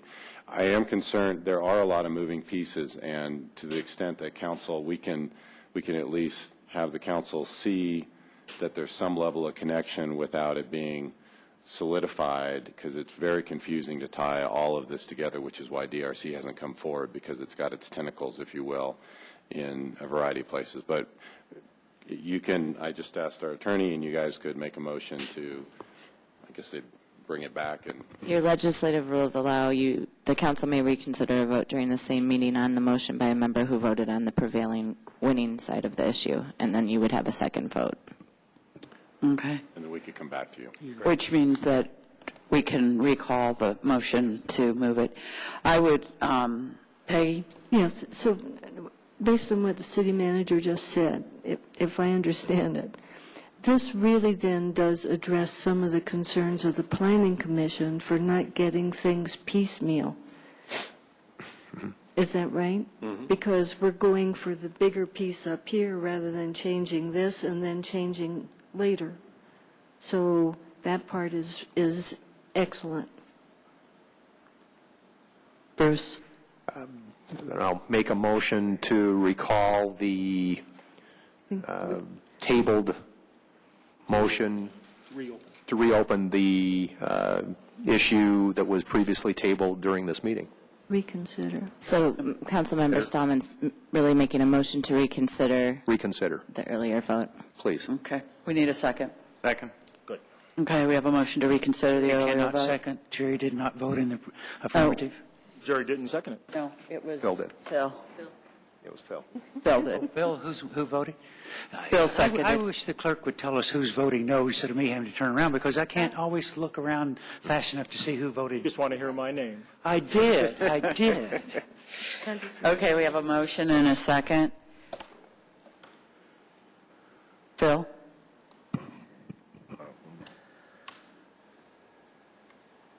The vote is 6 in favor, with Councilmember Cernanik voting no. The motion carries. Up is yes. It may have been an error. Is that an error? I'm sorry. Oh, you can make another motion. She's asking you. Is the motion, Now- was that an error? Yes. Okay, so Make it the as a motion is unanimous. Okay. Golly. My name was not mentioned, Jim. Now you, So Great. now we need another motion. yes. Okay. So, Where's, can I make a motion at this point? Yes. Yeah, there still needs to be a public hearing on the issue, Oh, okay. Well, that's true. on the second Okay, reading. so we now will open up the public hearing. If anybody dares to come down here and try to Come on down. help us with this one, you're welcome. Seeing no one, wise group, we close the public hearing, and now I need a motion. Okay. Go. So I can make a motion at this point, right? Yes. I don't want Mr. Taylor to get all, Go for it. no, I think I can at this point. Yes, you can. Then I move that we deny the ordinance. Do I need to say the name? Here we go. Move to, it's on page 3. I do have a question here, a procedural question. Hang on one second, okay? So we're, page Here, 3 right bottom here. of page 3. Where's the number? You want to move to deny? Yes, I want to move to deny the ordinance amending Title 10, Chapters 1, 2, and 9 related to the processes for approval of the PDO. second. I have a motion and a second. Discussion? I have a procedural question. I thought we just 2 minutes ago voted to reconsider a motion. And we did unanimously vote to reconsider, but we didn't vote on the motion itself that we voted to reconsider. I think that was implicit in the action that you took, and I'm sure it's reflected in the minutes, so I think you're okay. I wouldn't not worry about that. I think you're fine. Not seeing that, but Okay, so we have a motion and a second. Phil? Yeah, I think the staff has a context of the discussion, which is bring us back something that is probably a little bit further than what you had planned originally. But when it comes back, hopefully it will be a little more cohesive. It will have the opportunity as well for the Planning Commission to weigh in, as well as the public then to be able to take the item up in a first and second reading as well. So we'll have that deliberation. As the city manager has indicated, we have some time. There's not something that's sitting imminently on the doorstep that we're looking at. And the big consideration from my perspective is that we do something that can be as timely and appropriate and also has a level of predictability in it for someone that might be bringing forth a development idea. So those are my thoughts. Okay, and I would also suggest to staff that if you feel it's necessary to convene council for a study session to get some midway course correction, that is certainly more than an option for you. Thank you, Mayor. Bruce? Michael, quick question, I guess, just ballpark, and maybe you said it and I didn't hear it, but ballpark timeline from your guys' perspective?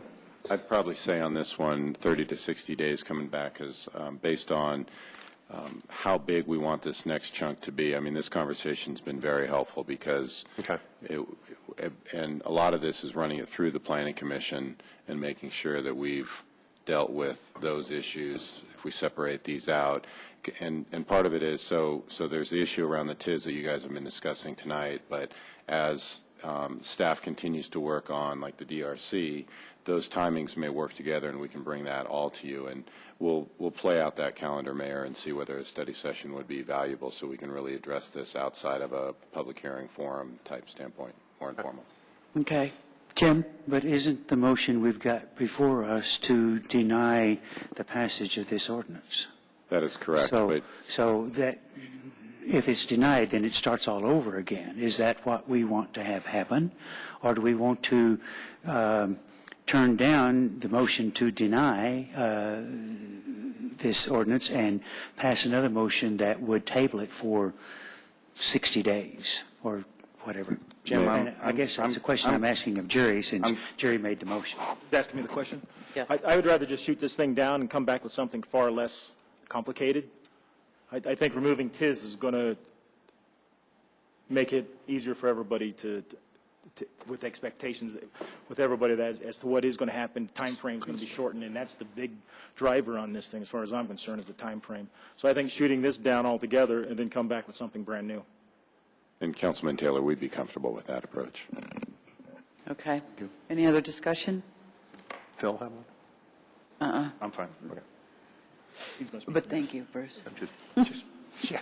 Okay, ready to vote? Keeping an eye out. This is to deny. So a yes is a no, Yes, right? denies. Yes is a no. Yeah.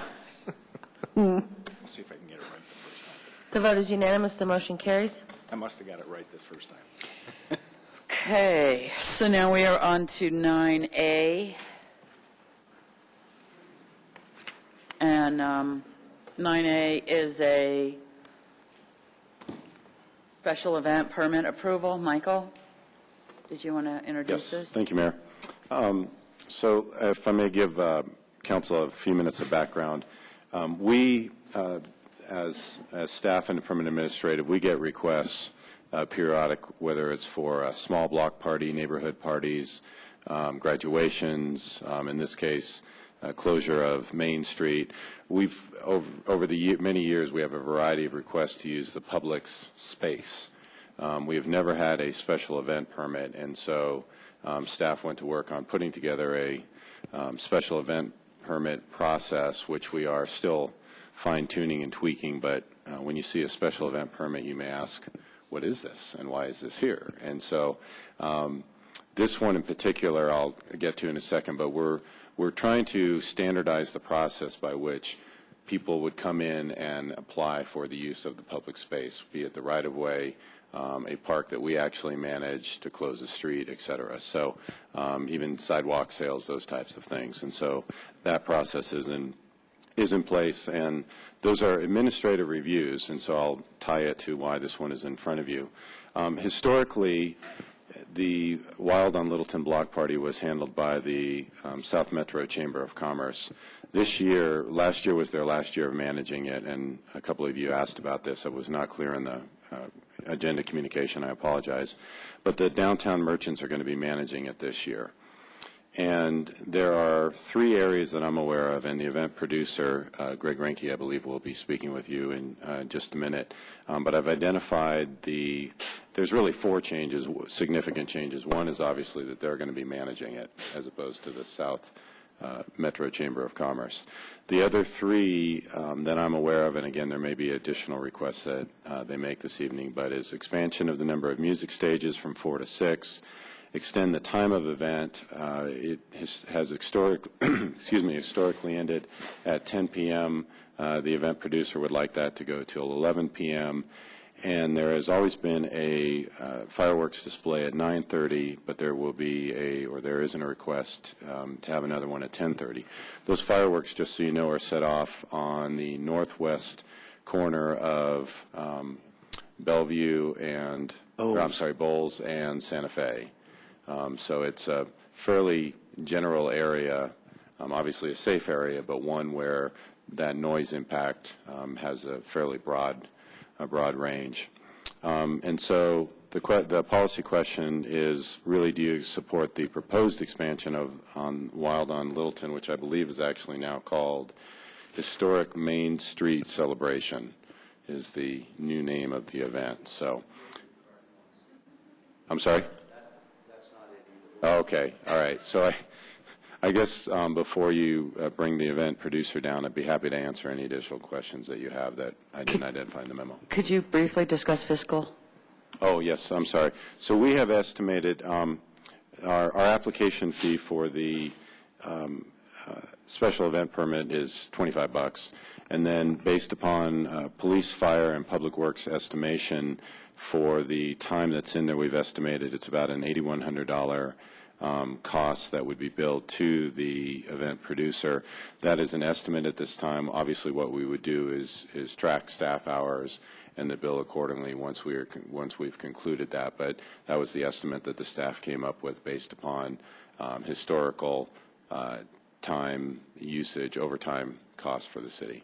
And that's recoverable by billing the producer? That would be Okay. the plan, is that we would bill the producer. And again, think of this as a standardized process. If somebody else came in and they wanted to close the street, these same procedures would be put into place.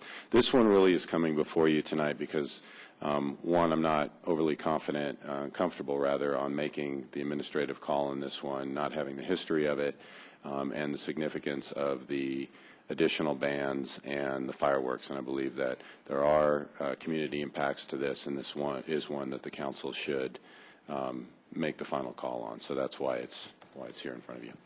Okay. Council, if you have any questions for Michael, if not, we'll bring the event producer down. Greg, I suppose that's you? Okay. Get to the Okay, are you microphone, please. representing them? Yeah, please come down to the mic and introduce yourself and your address, please. Greg Ranke, 5663 South Prince Street.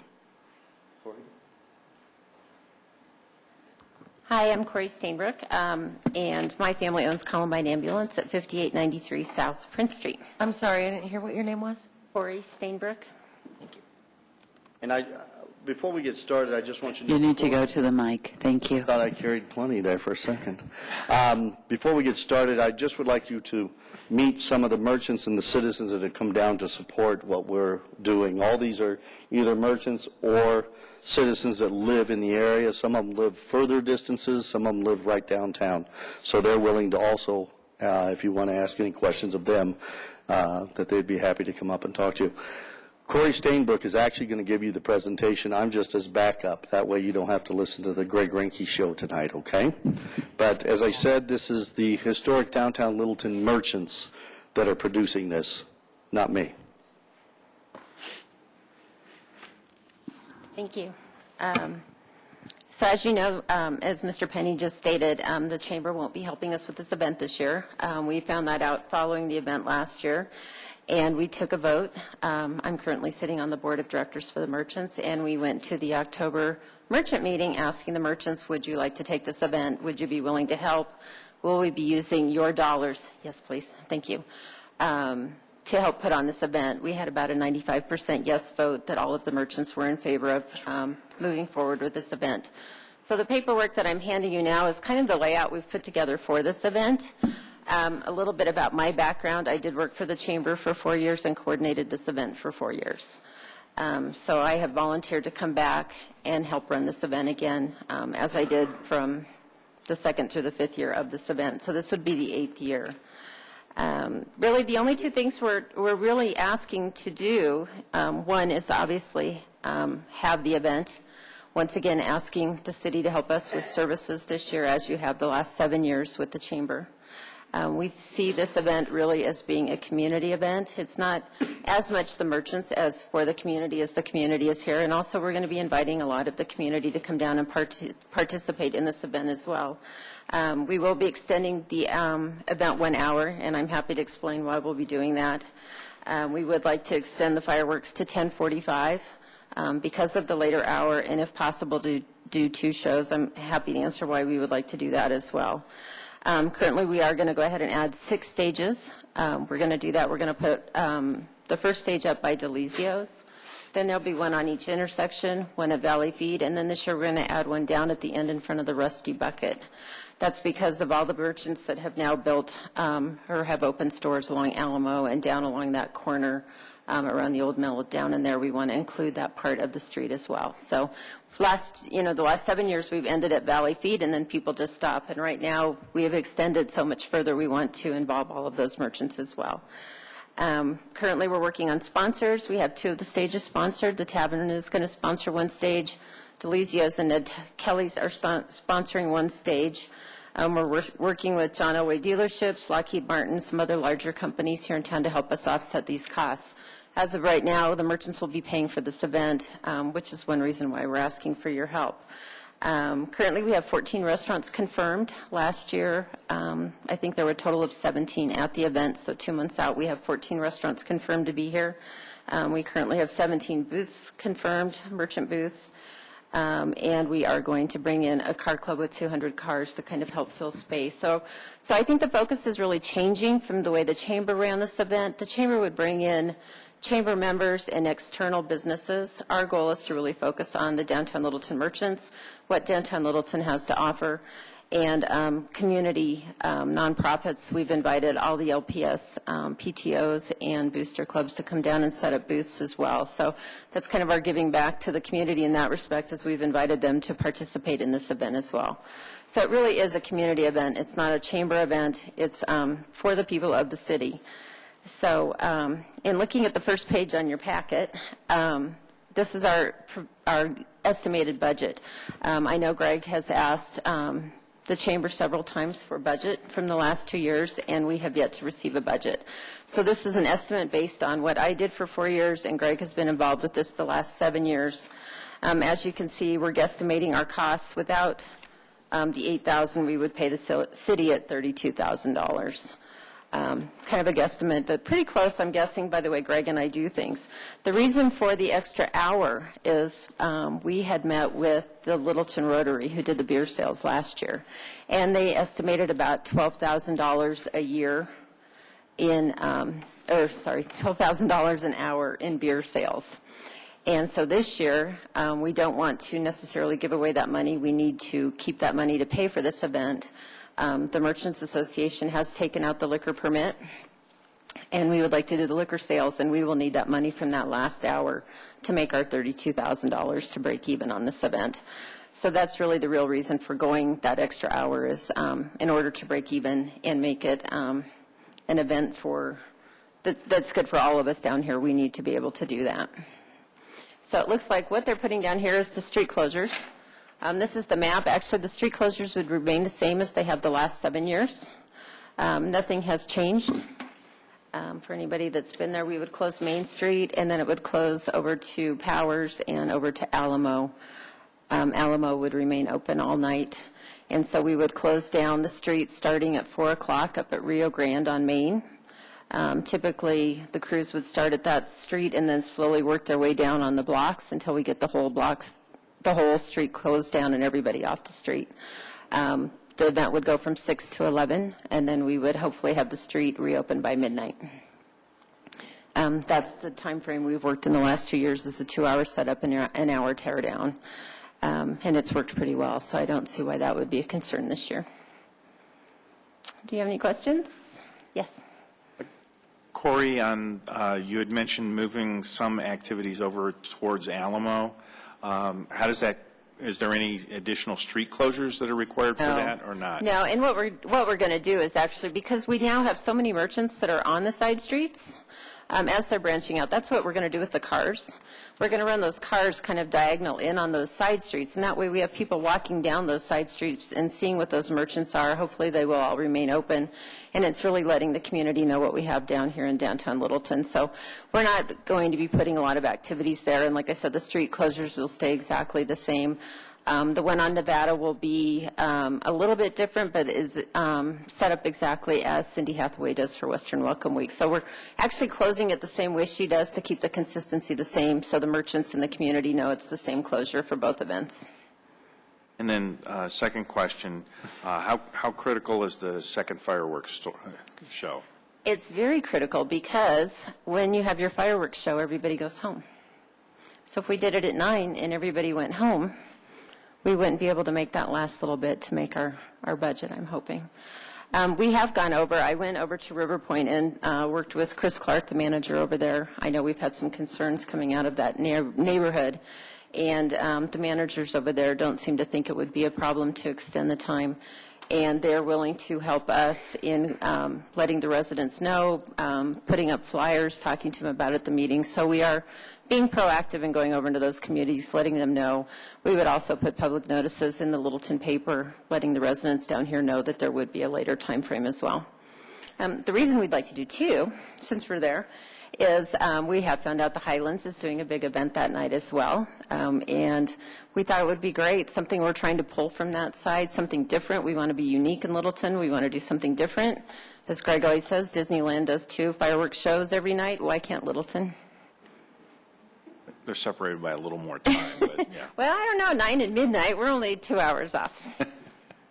So. Corey and Greg, thank you for being here, and thanks to the other folks who came in with you tonight. My question is about the end of the evening. When would you be closing liquor sales? We would probably close it, approximately 15 minutes when the fireworks start, the second show, about 15 minutes before 11. So 10:45. Yeah. Okay. And tagging along a little bit with what Phil said, since you're going to move some of the events down by the Rusty Bucket, that is a consideration because that becomes a pretty dangerous spot if it's not shut down real well. And in the past, it wasn't a concern because things stopped before there. So I know in your coordination with whoever's going to be setting up the traffic control, that is a real critical area with keeping the eastbound on Alamo open. So I just want to take the moment to point that out and not fail to mention it. But I do want to say that there is a potential for more involvement of law enforcement, more alcohol enforcement, more kinds of issues as you go later in the evening or the longer the event. And one of the requirements of the licensee holder is to maintain order and to establish the permit area and to ensure that alcohol doesn't move outside of that area. So it's a real challenge for you as you get later in the evening, and you need to give some consideration to that. I'd like to make a comment on that. There was one incident during the Wild on Littleton where I personally caught the people selling the liquor and bringing it into our event. And I'm the one that pressed it because we are responsible, and I explained this to the liquor authority at the time, that if nothing was done, then why should I even watch? And they agreed with me. So I watch very closely on what comes in and out because I've done events for approximately 30 years now. And I know how important it is to make sure that those don't cross lines. In fact, the Elks were talking about pulling a permit where they're going to be serving alcohol on their property, which you can't have overlaying liquor licenses. And I've made the suggestion that we have a police officer, even on both sides, to make sure that they don't cross over. So I'm big into law enforcement. So you're aware of those licensing issues, and I wanted to make sure I mentioned it tonight because as you go later in the evening, these issues become more critical. Well, one of the things I have found with events, if you have good entertainment and you have good food and more than 17 booths and you have something to do, it's not just alcohol. People tend to have more fun. They tend to not tear up the place. If it's not very fun and it's alcohol is the main focus, they tear up stuff. I can give an example of the haunted house. People can come through my haunted house and immediately tear up certain areas of it. We have very little, if any, of those type of things. And if you've ever been through it, you know why. It's very entertaining. If it's a good movie, they don't throw trash on the ground. They actually throw it away. If it's a garbage movie, you tear up the place. Other questions? Peggy? Go ahead. So I have several questions, and I want to go back to something you said and I didn't quite catch in terms of the revenue you're going to generate. And I thought you said you're going to generate so much, but you're going to be able to, you need to keep so much? Well, our budget, our guesstimated budget is on that second page. It's about $30,000. We're estimating from what the Littleton Elks did that our revenue from alcohol or from beer sales would be $12,000. Is that right? Go ahead. I'll explain this. We don't have any financials. None of it has been released to us. They will not give us anything to base this on. So we're kind of going by experience and by the turkey leg and wine hoedown, which I wish you would have bucked up the chickens. I could have had a few more sales. The turkey leg and wine hoedown had 1,000 people show up. We did $10,500 in that, and we were open from 6 to 11, and we purposely did that last year with a band and the whole bit. We had 1,000 people. We did $7,000 in liquor sales. From what I've gathered from the Rotary, they did $12,000 in alcohol sales in the same amount of time with 7 times as many people. I don't buy that figure. I think that figure is probably somewhere around $35,000 to $49,000 in alcohol sales. So I'm estimating that we should do between $10,000 and $15,000 per hour. And you will remember that it costs us approximately $32,000 to put it on. Then we also share half the revenue with all the restaurants. So in order to at least break even, we need to have at least 5 hours to make that work and make it financially sound.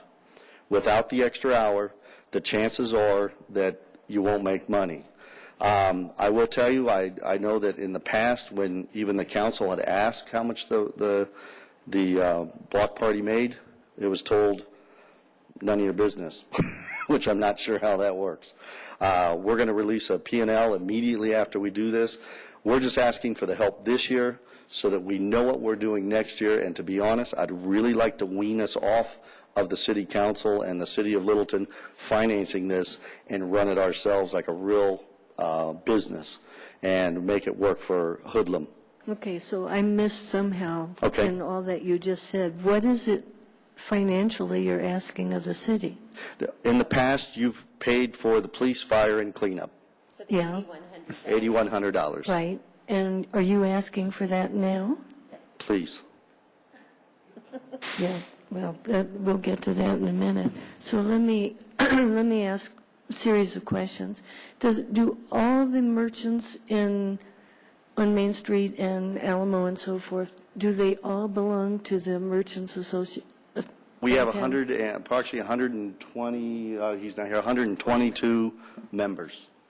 And so 95% of them? Probably more than 95%.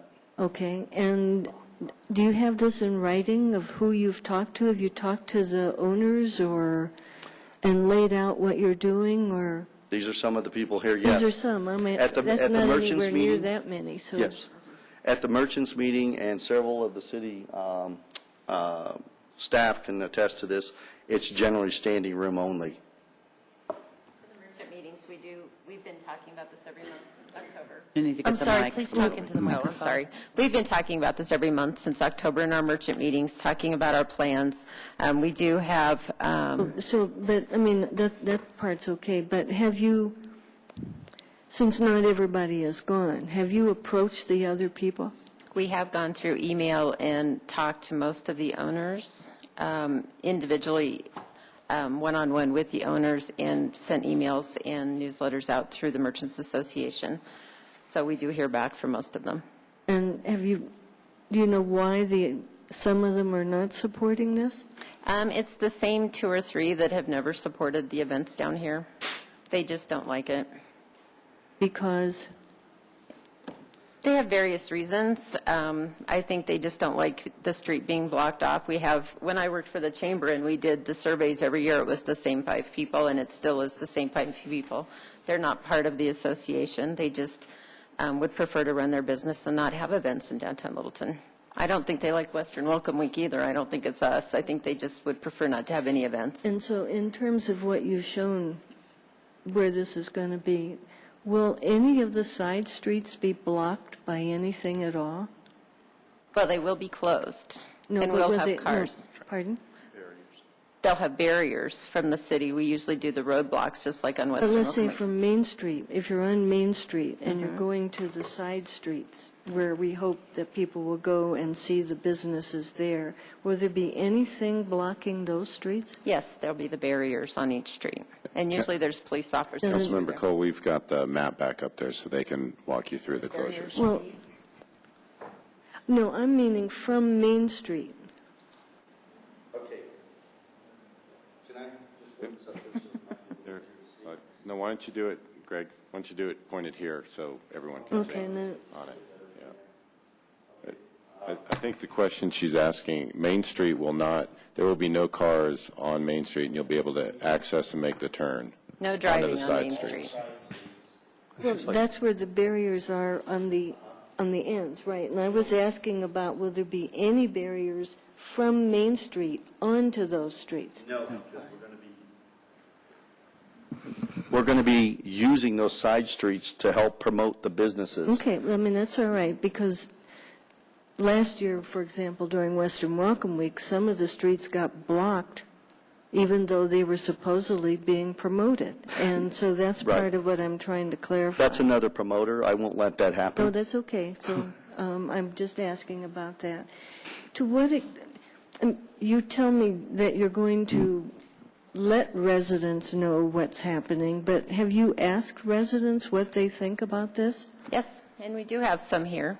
Well- We are going to the different buildings, apartment buildings, letting them know, putting up flyers. There'll be posters in all of downtown and in the Yeah, local paper. But, I mean, obviously, some people might be supporting, but some Right. people may not be, but they're not here, Correct. whatever. So I have concerns myself about the noise that may be going half mile or even a mile, even past where I live, which is a little more than a mile, I think, as the crow flies. And I have heard complaints, plenty of them, from people about things. So I am concerned about how late you're wanting to push this. But the people downtown, the ones who live between here and, well, in the In the football, right? yeah, but in the triangle more, if you have gone to them and said, what do you think about this? And not just you've talked to some, but some kind of thing like people have to get with signatures saying, yes, I support, or no, I don't. So that's one concern I have. And you expect how many dudes to show up? How many, what? People? Oh, did you say dudes? Yeah. And Rock on there, Peggy. In the past, we've had between 7,000 and 10,000 people show up. And that's what you're expecting this time, even though you want to do more stages. I'm hoping we at least get that. But if you get a lot more than that, Wonderful. where are they going to park? Oh, boy, I hope we start using that $4 billion train. Well, hoping is one thing, but I know. anyway, I'm concerned about the parking piece. Well, it's $3 at Ranky Brothers. And then, do you plan to have? Sorry, go Stop the ahead. commercials, Greg. And there's still only so much space there, not anywhere near 5,000 or 6,000. So, are you planning to have headliners at all for the performances?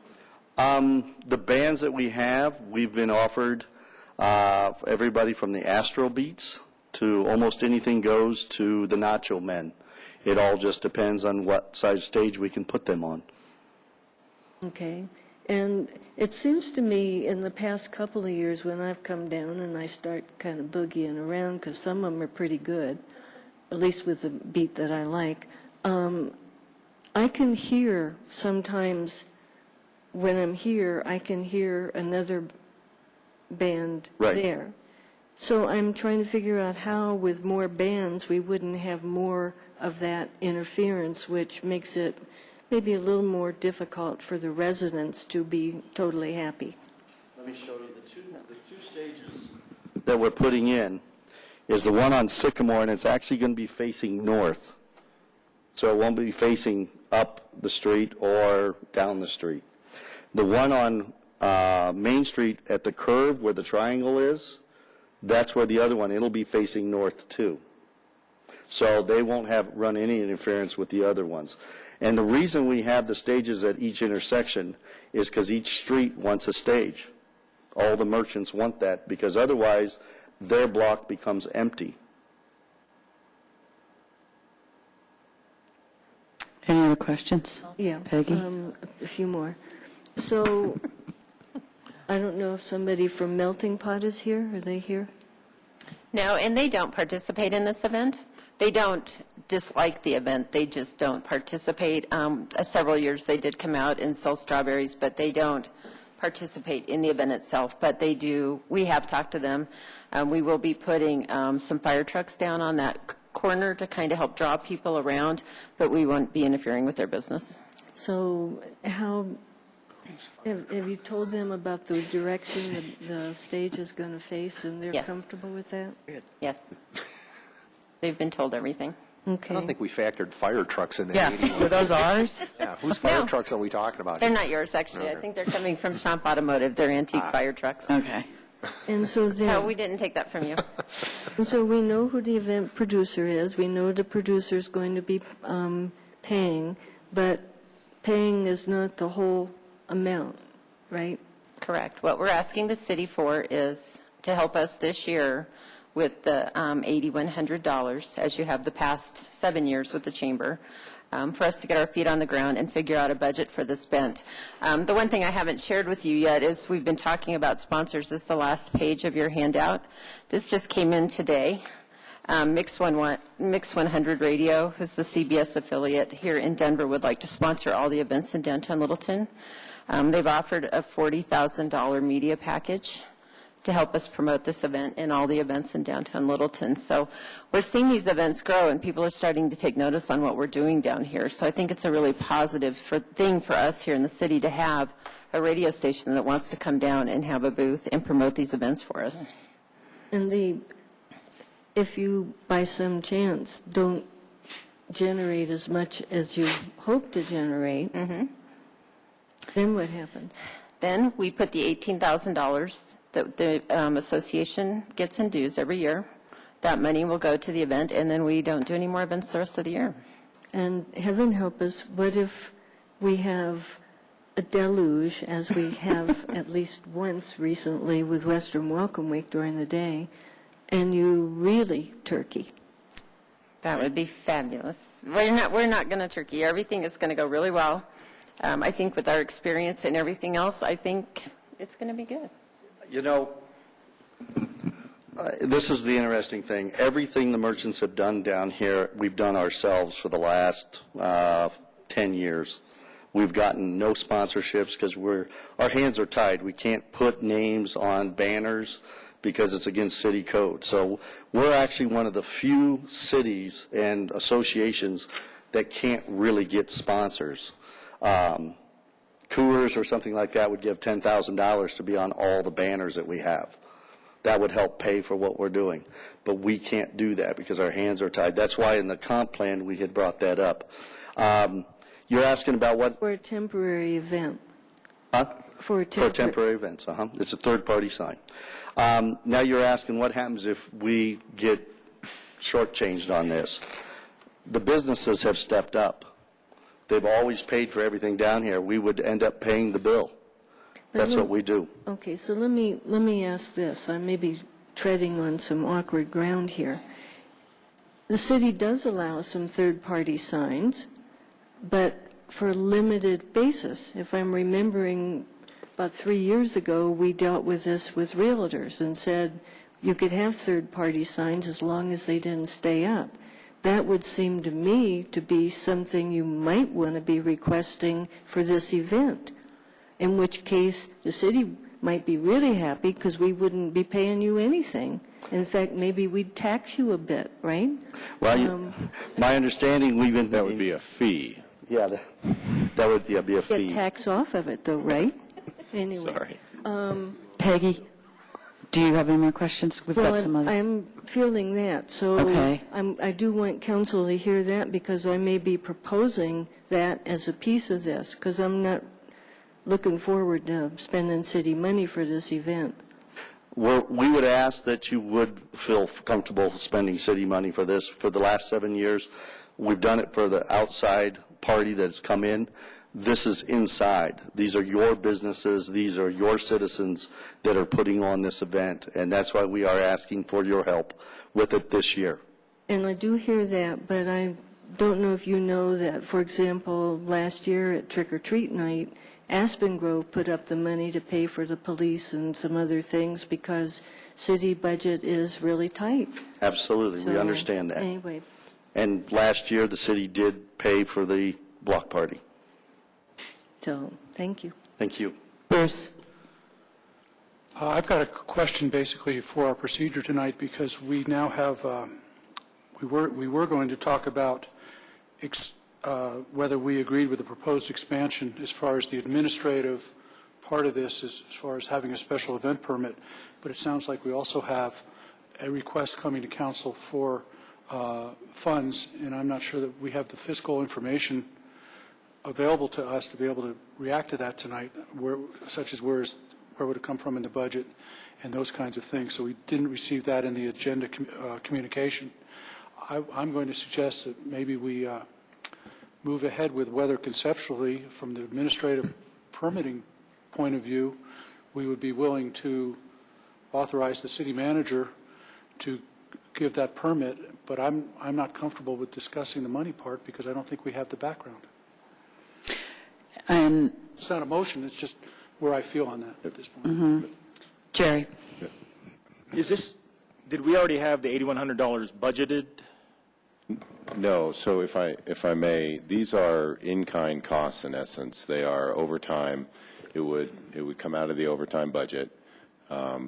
It's having the public works employees be here until whatever time past midnight cleaning up. It's having the law enforcement backup that would be in service of backing up a little bit. So there's got to be an application for the liquor license. So based upon that liquor license application, the event folks would work with the police department to determine based upon the number of people that they anticipate, the closure, how many people we're going to need for that, backup from fire department as well.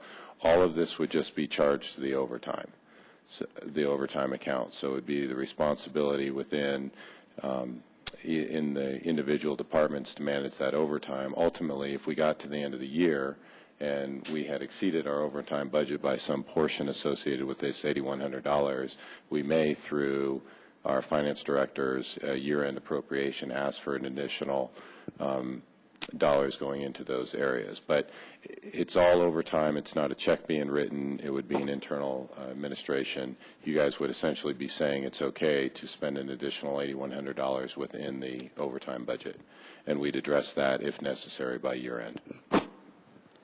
Phil, hold on. Phil, hold on. Go ahead. That's okay. Phil. Michael, on that, maybe we didn't specifically budget for this event, but annually we've supported Wild on Littleton, and that was something where we did provide that in-kind support to that event. This event is in lieu of that, and so I guess in my mind what I'm looking at is there's an extended hour requirement that does throw in, and I don't know if that's what the $8,100 is, but the base level of support would be something that was kind of like would have been in our ongoing consideration as not a change. I just can't speak to whether or not, for example, Chief Coogan budgeted in her overtime proposal to the manager whatever the overtime hours were for this event. I get to some extent you don't need to overcomplicate it. It's an overtime issue whether or not it's built in. I would venture to say that looking at our overtime within a public works, within fire, and within police, those range so differently. If we get a heavy snow year, public works is up in the overtime. If we get lots of fires, injuries, et cetera, as you guys are aware, in fire, it's over. This is just part of that overtime piece. If I may, just for a moment, Mayor, keep in mind one of the things we're going to be doing, and we've talked to the downtown merchants about this, and you all are aware that we're shifting the discretionary fund application to occur in July so we can incorporate that into the budget process. It will be the responsibility of the merchants to identify all of their events that are going to be coming forward in 2013 and what the requests are from the city. And so, for example, if this were a discussion on that, then they would be making the request for the event, for the closure, and the grant request would be essentially for $8,100, so that council is cognizant that there is an $8,100 grant being given, however it comes out of the budget. So, but this will be a proactive thing that will occur, and so you will have already had this discussion as part of the budget process. We're midstream, obviously, so it's not quite as clean as we want it to be right now, but it will be for the future. But certainly, I think to Councilman Beckman's comment, hopefully I've addressed where those funds would come out of. And as you know, we will be addressing that come year end if we're over. But it probably won't come from just this event. There are concerns, as I mentioned in the memo. Once we sit down with the applicant on that liquor license, it may be more than $8,100. The cleanup for having our guys out there late at night. How long are they going to be the cleanup? We don't have that. That's why it's an estimate. Thank you. You've answered my question. Thank you. Okay, Bruce. The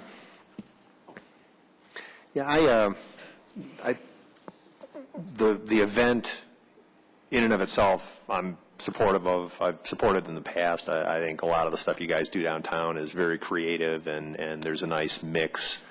Anything we can do to promote downtown, certainly Western Welcome Week, this particular event in the past, and some of the other creative things, have been, on the whole, I think, positive in terms of showing off the community.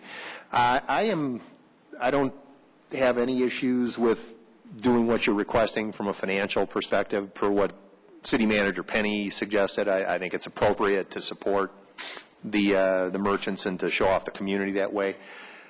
I am going to have some heartburn with the lateness of the hour from the perspective of the broader community. And let me say it this way.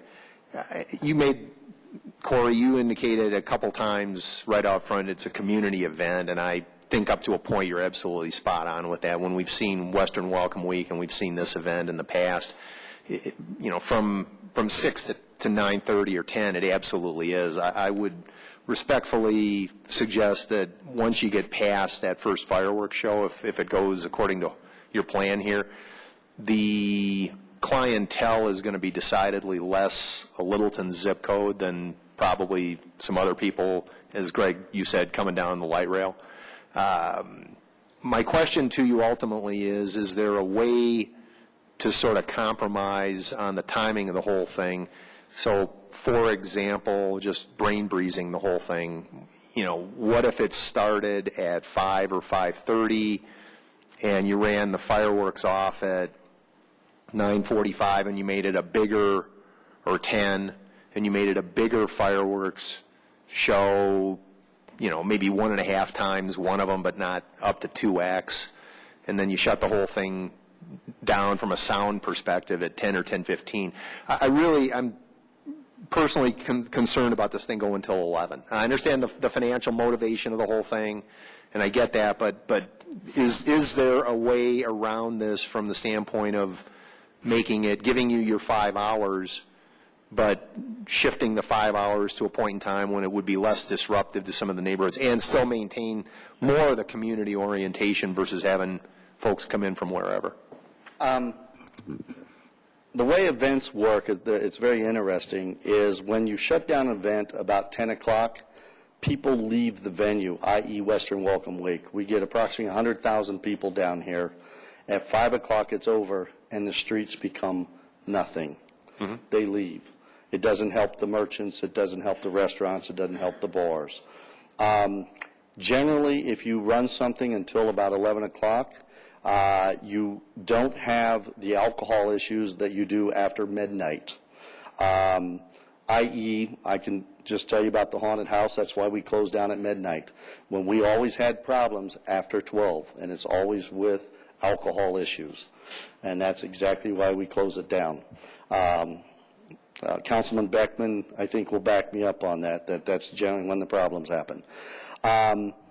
If you started at 5, you will not have a big crowd. It just doesn't happen. The people are working, they're eating dinners or whatever they're doing, and I know we do the Taste of Littleton, but they don't come out till about 6 o'clock. That's just the nature of the beast. And that's why I thought we did compromise. A lot of people thought that we were going to go till midnight, and that's why we didn't go to midnight.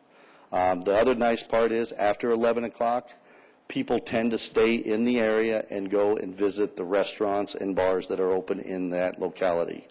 If it's before 10, they generally will leave and go somewhere else, Highlands, Cherry Creek, places like this. We haven't really had a lot of these events, though. For example, I mean, Merle's has been open, obviously, for a while. Old Town has been remodeled. Tavern is new. And I guess I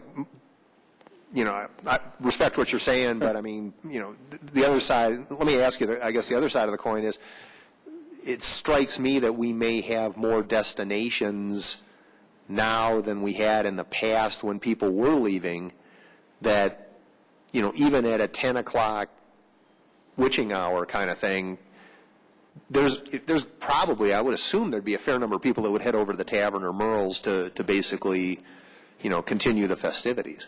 Yes, not in the droves that you would have if you went to 11. Okay. That's just the way it works. That's just it. Any other questions? What about 10:30? I mean, that's why I'm sort of going back and forth. I mean, I get what you're saying, but on the other side of it is you got people, literally, you're going to have a lot of people around the residential areas that are going to say, at 11 o'clock at night, it's like, what the heck's going on? Again, just to let you know, we ran the turkey leg last year till 11 o'clock. We had a band outside that played the entire time, not one complaint.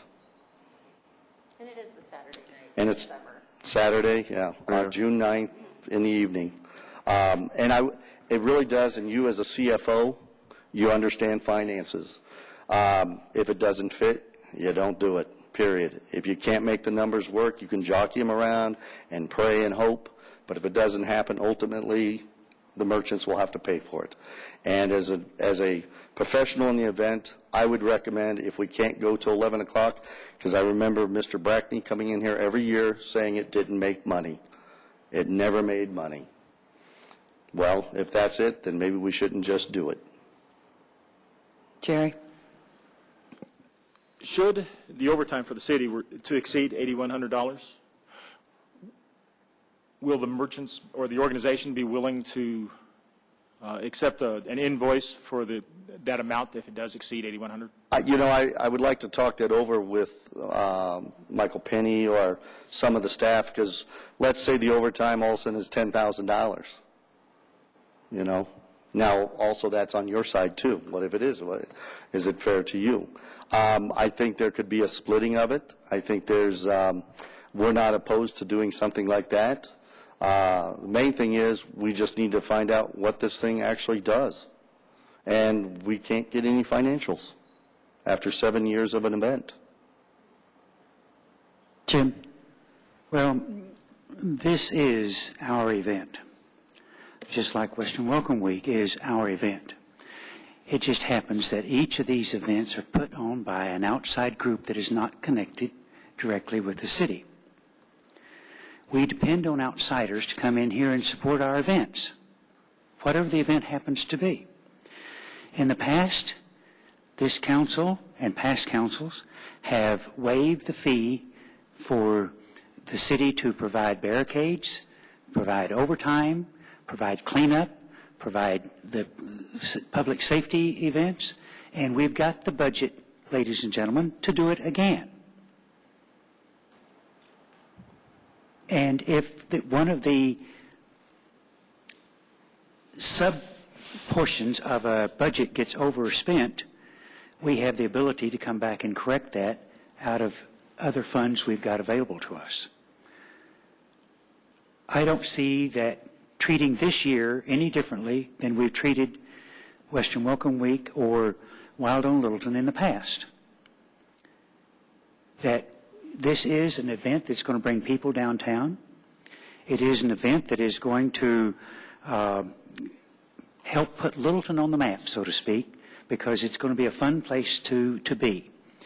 If you happen to drive down Main Street, a lot of you know I'm sometimes out pretty late at various things, drive down Main Street at 11 o'clock or 11:30 at night, there's a lot of people in Main Street. In the summertime, you would expect even more. So having an event going on until 11 o'clock, if it doesn't work, we'll find out about it. But let's give it a chance to work for a year and see what kind of report comes from. Okay, thank you.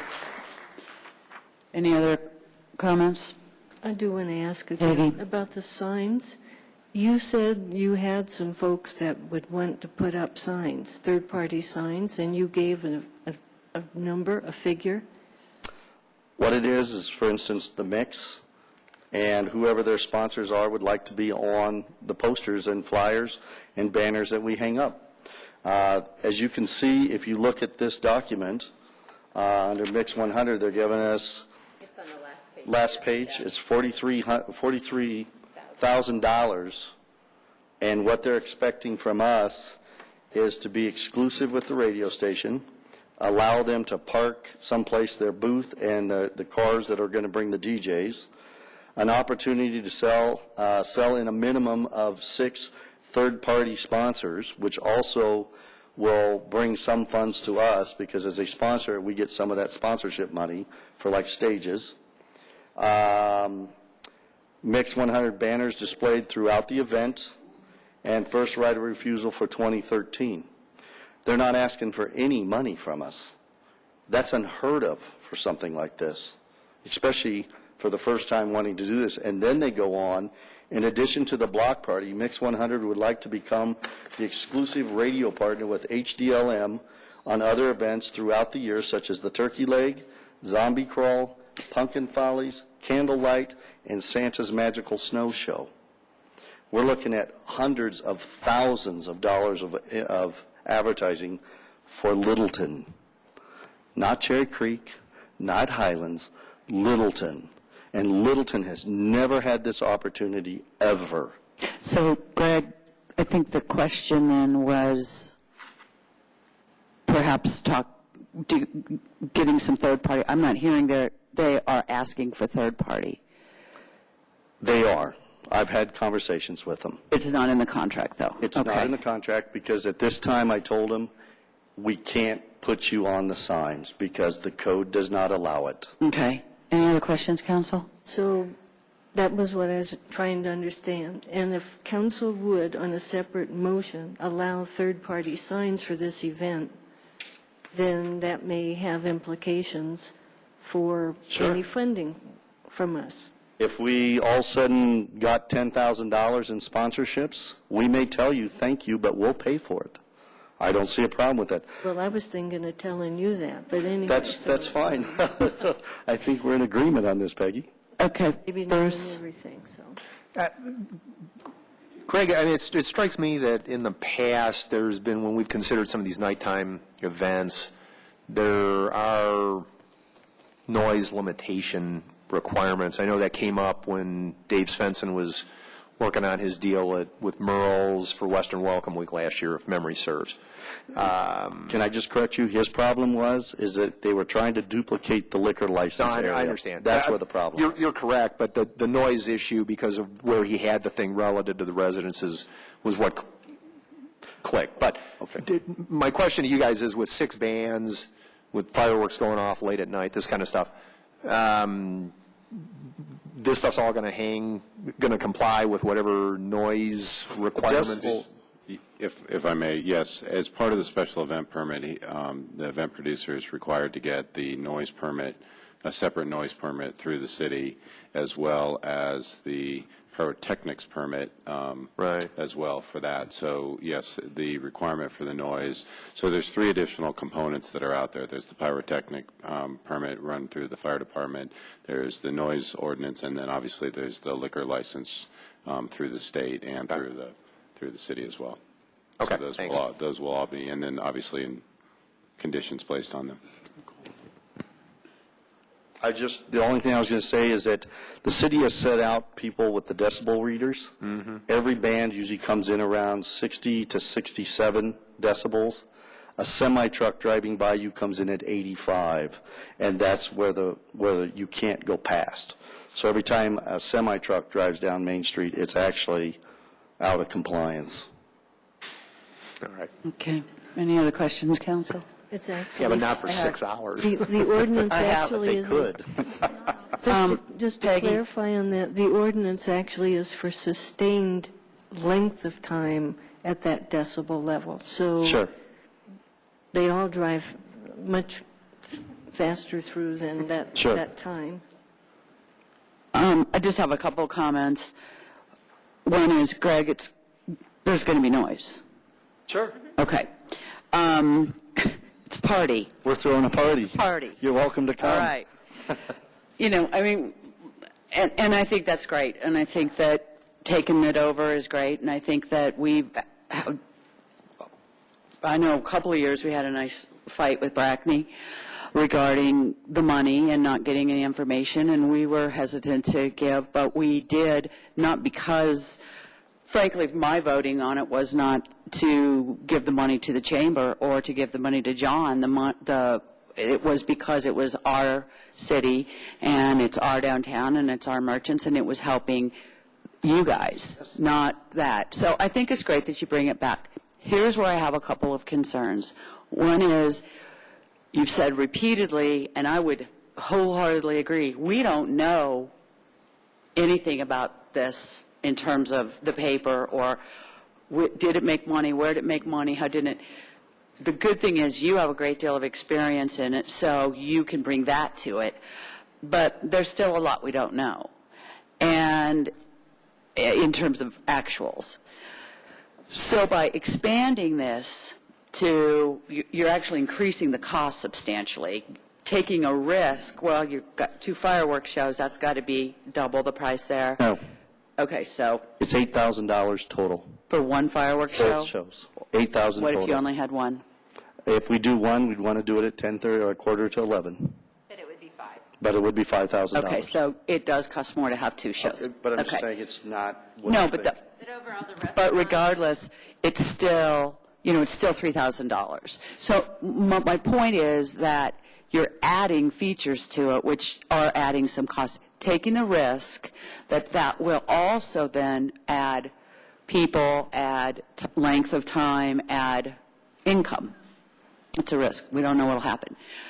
Where I have a concern is that there's an additional risk to the city, and that is that we don't know by adding that, by adding increasing the size of it, increasing the hours of it, et cetera. Michael said repeatedly the 81,000 or 8,100 is a guess. It's a guess. It's a guesstimate. It's a guesstimate. Okay, so it's not a factual number, and it's somewhere in the ballpark, but it's based on what was done before. It's not based on the new and improved and expanded and elongated program. So the longer you go, the more people are drinking, the more interesting it can become. So I just don't think that the 81 is a number that I can feel comfortable saying, bless it at 81. I think it's going to be a different number. I think we have to get more realistic with it. I'd really like to see staff bring back a better number and maybe even a range, because whether it's, I don't know that it's a deal breaker, probably 20,000 or something to be ridiculous, but I would like to see some better numbers on that. And just another comment, and Peggy alluded to it,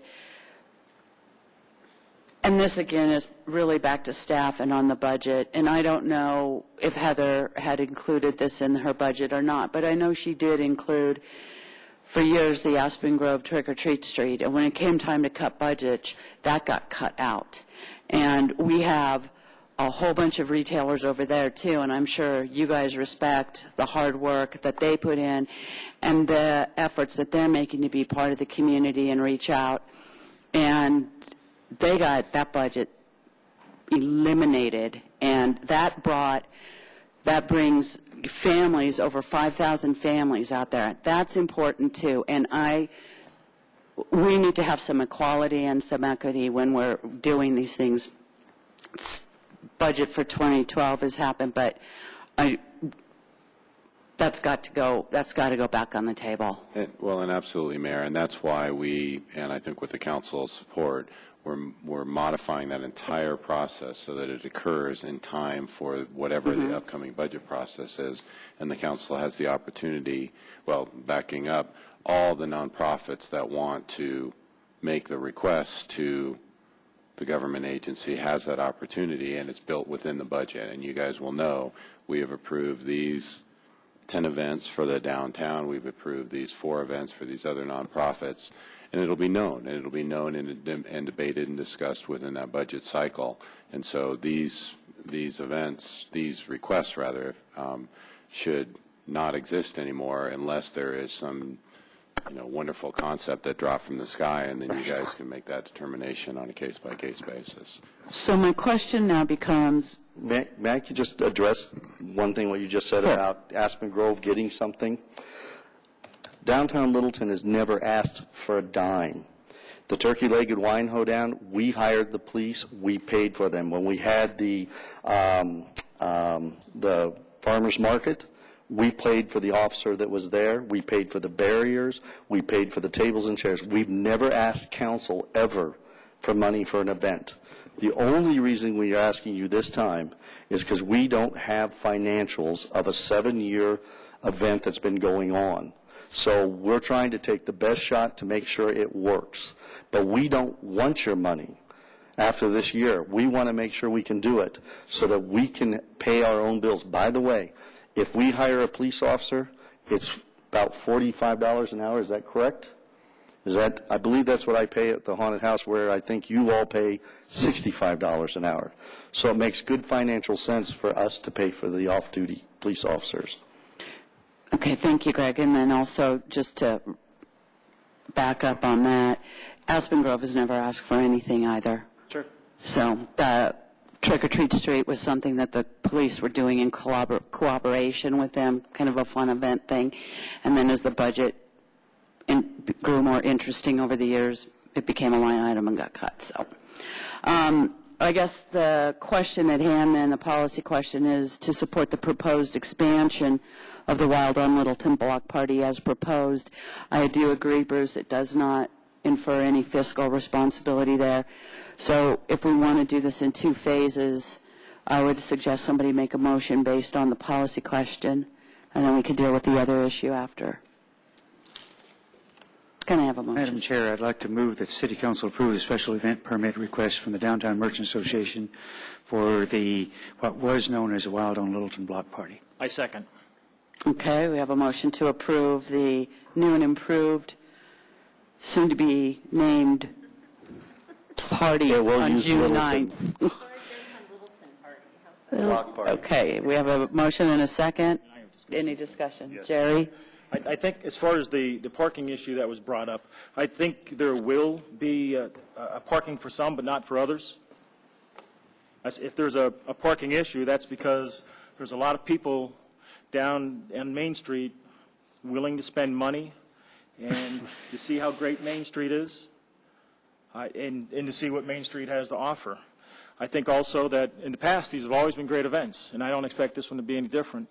I think the addition of bands and additional fireworks, I think that's a different way or a new way of thinking for Littleton.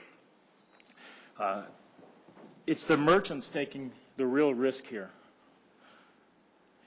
If this is a success, the merchants in Littleton will win. If it's not a success, changes will be made. That's all there is to it.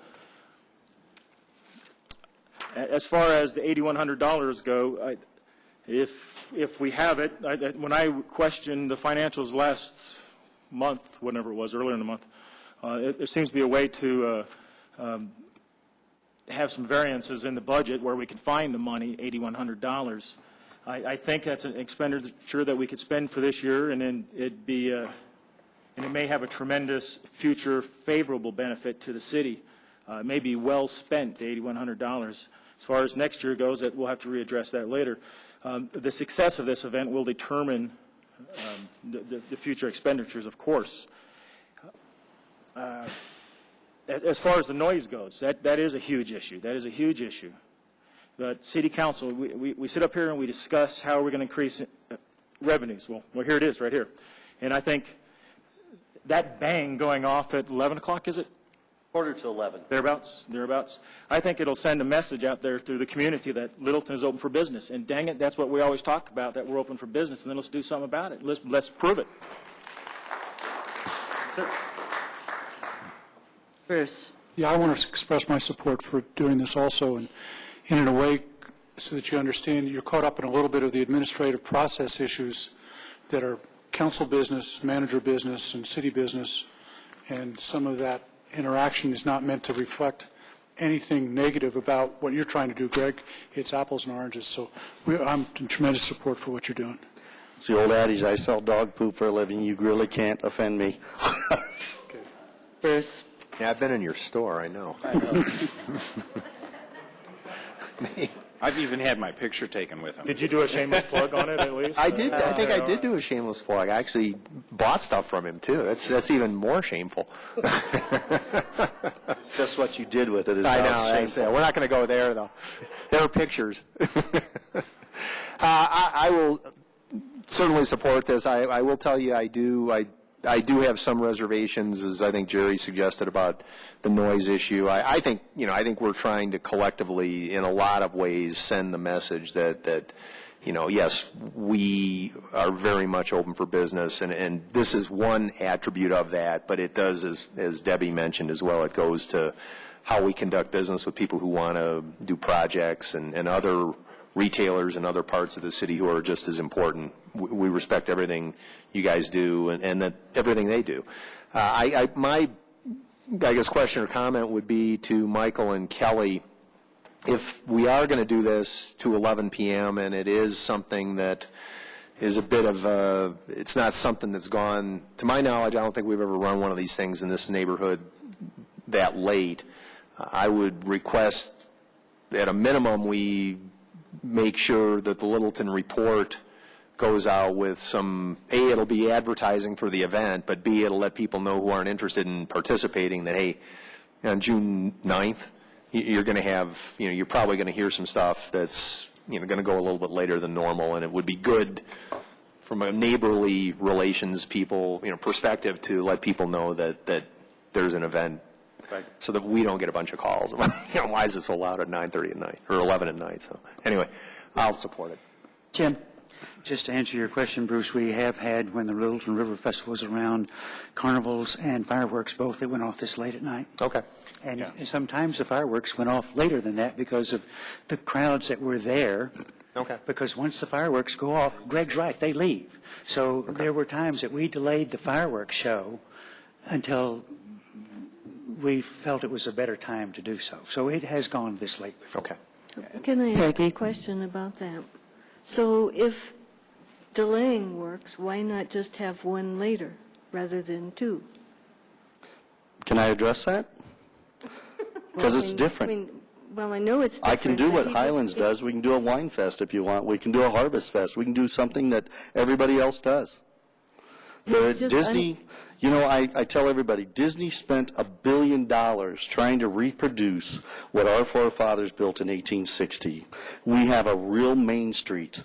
All we got to do is add the rides, and they're going to show up. Well, I would like... That's a whole nother meeting, Greg. Not pirate. I was informed that the district brought in was from 2005 had 69% increase in sales revenue during the recession. I would love to see any other city match what downtown Littleton has done in the last 8 or 9 years. Peggy, are you done? Yeah, so I already know how this will turn out, but I want to make a couple of motions. And Hold on a moment. We have a motion before us right now. I want to amend the Okay, we're still motion before discussing. us. Okay. Okay. Phil, did you have anything? I was just going to say I've enjoyed the party in the past, and it's changing hands a little bit, and there's some adjustments that are being made, and it is Saturday night, so it's not like this is going to be a Thursday. As far as I know, most of the Littleton public schools are out on their summer break, and so I'm looking forward to it. And I would say also that, Underage drinking or what? no, stop it, that I've been at the event. Early on, it's family. I would say that, great event, great that you guys are taking it over. I think you've got some new ideas that will hopefully add some success to it for you. Kudos for stepping up and taking the risk that you're taking on it. I mean, I think that's showing a huge commitment to the success and putting your trust into that. It certainly brought some issues up that I guess I'm glad have come up. I'm glad we're working on a new permit situation. I think the third-party signage is interesting, and I think that's something that we need to look at that. I think we need to look at some noise issues in terms of permittable, short-term type of things so that we can have a firework display at 11 o'clock. It only lasts about 15 minutes. The other thing that I think it brings up is that we need to have a very efficient and effective way of communicating within a certain radius of events. If people know what's coming and they're not surprised and they know that there's going to be 2 fireworks shows and this is when they're going to be, because, but you can hear the fireworks. I can hear them from Cornerstone, and I live over by the river, so you can hear them, and then, of course, you smell them. But if people know that it's going to happen, then prepared is forewarned, and you're not going to have the complaints and the issues in the problem. So it's about communicating with people so that there's preparedness that way. And I think that's giving us a huge lesson because Jerry's right. We are open for business. We've always been open for business. And putting together a permit plan that allows people to know exactly what they can do. We make it friendly for them. And you guys don't have to stand down here for 2 hours and talk to us about it. So we've got a motion on the floor. That is our goal, Mayor. Thank you. Thank you. We've got a motion on the floor. Peggy, did you want to make an amendment? Yeah, I might want to make 3, but anyway, would it be appropriate to amend this to allow the third-party signs, or does that need to be separate? No, that is currently not allowed under city code, so you would have to go through an entire ordinance process to allow that with 2 readings, all the discussion, and we would need some time as staff to put together an actual ordinance for you to do the research. Okay, now, again, I vividly recall, probably wrongly, that we did vote to allow limited third-party signs on a weekend. We, the city attorney and I just checked the code while you guys were having the discussion and can find no authority. No, what we do is we ignore it on the weekend. That was the arrangement with the realtors. Really? Is that we ignore it on the I weekend. just fell in love with you. For the realtors. I will. Yes, there are some exceptions actually within the code for short-term signage. This activity does not qualify under that. So if we did that, we could theoretically do this on 2 readings by the 2nd week in May at the latest for this event, or otherwise. I would very much ask that we don't try to put together an ordinance for the council and provide the research, the pros and cons. Sign code, as many of you are probably aware, is a very slippery slope. The applicant is not asking for it either, so. I mean, I understand where you're going with that, council member, but if there's a directive from the council to develop an ordinance, let's do it and give ourselves the time to really do that research and determine what are the implications of doing so, under what conditions would you want to approve it, that type of thing. But I understand where you're going. That's okay. I do have concerns about the city paying for this and not paying for these kinds of things for other business areas around the city. Just the motion that you're making? No, I'm just making that statement. Look, I have I'd still like to 2 wrap her up and get motions. to the motions I do and have vote on it. motion. I call the question. Let's go. If you call the question, it takes a unanimous vote of this council to stop discussion. Not unanimous. I think it takes 5 votes. No, it takes a unanimous vote if you look in Robert's Rules of Order. Unless this is another one of those exceptions that the city council has adopted that makes it different from calling the question.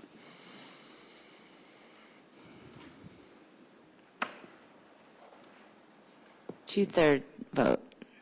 5. So we need 5 votes.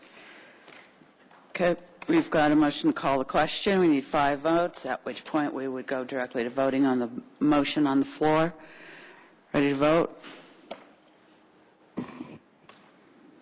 The vote is 5 in favor with Councilmember Cole and Councilmember Taylor voting no. The motion carries. Okay. Vote on the motion.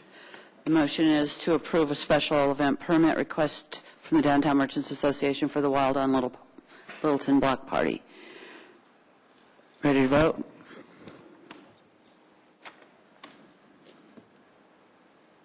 The vote is 6 in favor with Councilmember Cole voting no. The motion carries. Okay. Madam Chair, I'd like to move that for this year, the city waive all costs except for the event application fee for this event. Second.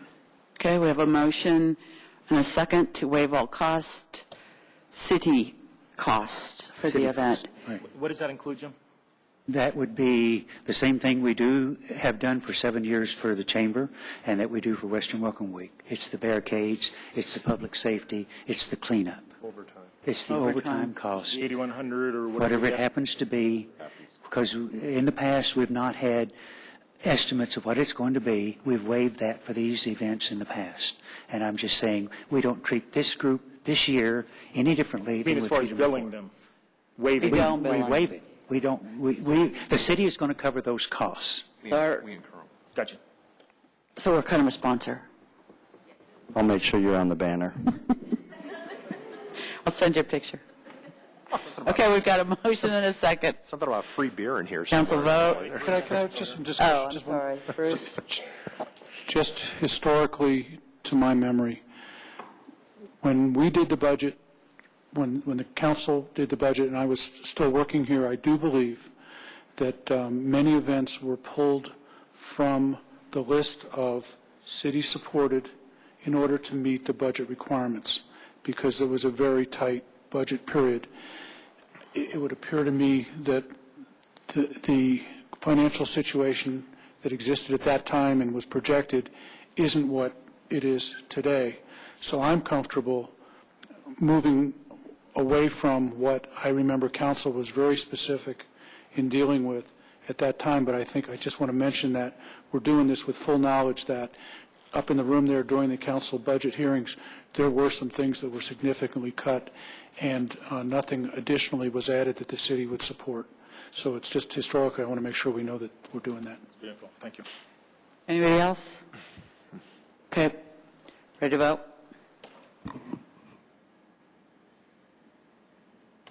The vote is 6 in favor with Councilmember Cole voting no. The motion carries. Okay, thank you.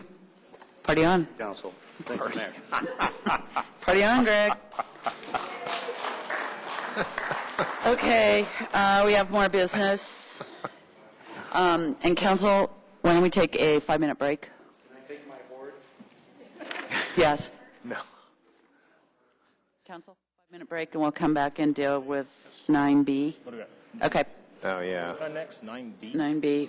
We'll resume after a short recess at 10 p.m. That's right. Okay. Doing. There it is. Okay, we are back in session. Jim? Madam Chair, I'd like to move that we take 11A next. Isn't that the one we need? Yes. And in consideration of our guests that are still remaining. Okay, a second on that? Second. Okay, we have a motion and a second to hear item 11A next. Ready to vote? Vote. Oh, I don't think we need to discuss it. Peggy? Bruce? The motion is unanimous. The vote is unanimous. The motion carries. Okay. 11A, Kirsten? This is an ordinance of the City of Littleton, Colorado, approving the inclusion of the Blue Ribbon Stables and Bussard properties located at 2670 and 2680 West Main Street to the Main Street Historic District. Okay, and Glenn? And just as a note, this is also a public hearing, and this is the first reading. So Glenn, go ahead. Mayor and council members, the Blue Ribbon Stables and Boussard Motor Company has been a part of Main Street District for roughly 80 years. The address is 2670 and 2680 West Main Street. Most recently, in last July, the council heard this case to bring it forward into the Main Street District. It was approved, but there was a contingency on that ordinance that the property had to change hands, and that potential buyer did not buy the property. We have a new buyer now, Todd Little. They are planning on making some amendments to the building, turning it into retail office with a chance for, or a potential for a second phase of potentially residential on the second floor, but that's not a part of it right now. Recently, to get to Councilmember Cole's question early, we've had a couple of study sessions with HPB and the City Council talking about code amendments, and I believe there was consensus that in the opt-in district we ought to move those cases along. Staff had an opportunity to look at the ordinance in a little bit more detail. We feel that this is a unique case with an opt-in district. The rules for getting a recommendation from historic preservation don't really apply, so we are bringing it forward to you. As Councilmember Cole pointed out, we went to HPB last night. There was a couple of architectural issues that remained. We continued it to April 30th, so we envision that by second reading, the architectural and the COA will be approved on the project. So with that, I'd be happy to answer any questions that council might have. Bill? Contributing or non-contributing? Please. Yes. Next. Not to digress, but this is a good example of the TIS. For instance, they're looking at a second phase. It would meet all the zoning requirements to add residential above one of the buildings. With the TIS, that would force a PDO process. So we're hoping by the time they arrive at that decision to go up, that we'll have the TIS out of the way and we'll save them that step. Any other questions? Okay, it's a public hearing. There's anybody in the audience who would like to come down and address council? Seeing no one, we'll close the public hearing. And I need a motion. Bruce? Madam Chair, I move the ordinance including the Blue Ribbon Stables and the Boussard Motor Company buildings located at 2670 and 2680 West Main Street be included in the Main Street Historic District, and that the ordinance be approved on first reading. I'll second. Okay, we have a motion and a second. Discussion? Yes, I'm With not the second hearing date, don't we have to specify that? Wasn't it? Oh, we don't have a second hearing date. Oh, Reading. we don't need to. We haven't been putting them in every one since we changed the council communication. When Okay. he does like them in there from time to time, so you So will. amend the motion to second reading at the earliest possible convenience. Okay. 2 weeks. Okay, was there a discussion? Peggy, did you? Yes, I'm going to support this because I voted for this last year, but I'm not comfortable doing it because I think we are violating what the code says, and that's why I've asked earlier this evening to get that stated directly, because it says that a recommendation from HPB will go to council, and there is no recommendation.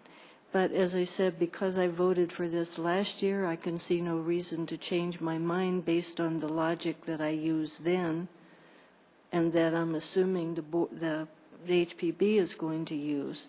I'm going to do it now, but I will be eagerly looking forward to the board's recommendation for second reading.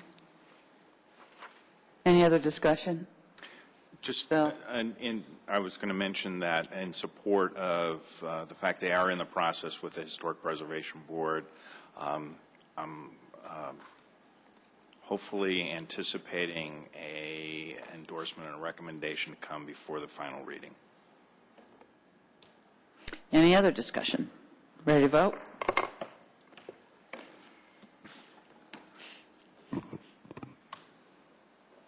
The vote is unanimous. The motion carries. You've been very patient. Yeah. Thank you. Welcome to the neighborhood. I know. This is so- Yeah, well, the entertainment factor, though. Well, Okay. that's a fair True. point. We needed the crowd. Usually you pay That's more right. for that. We had an audience. Okay, so now we'll go back to 9B, discussion on the economic development think tank goals and objectives. Michael? Thank you. I have one. I have one. Got it. Unlike Bruce Dahlman, I have one. I have one. I've got mine. I got it. I've got mine. I got mine.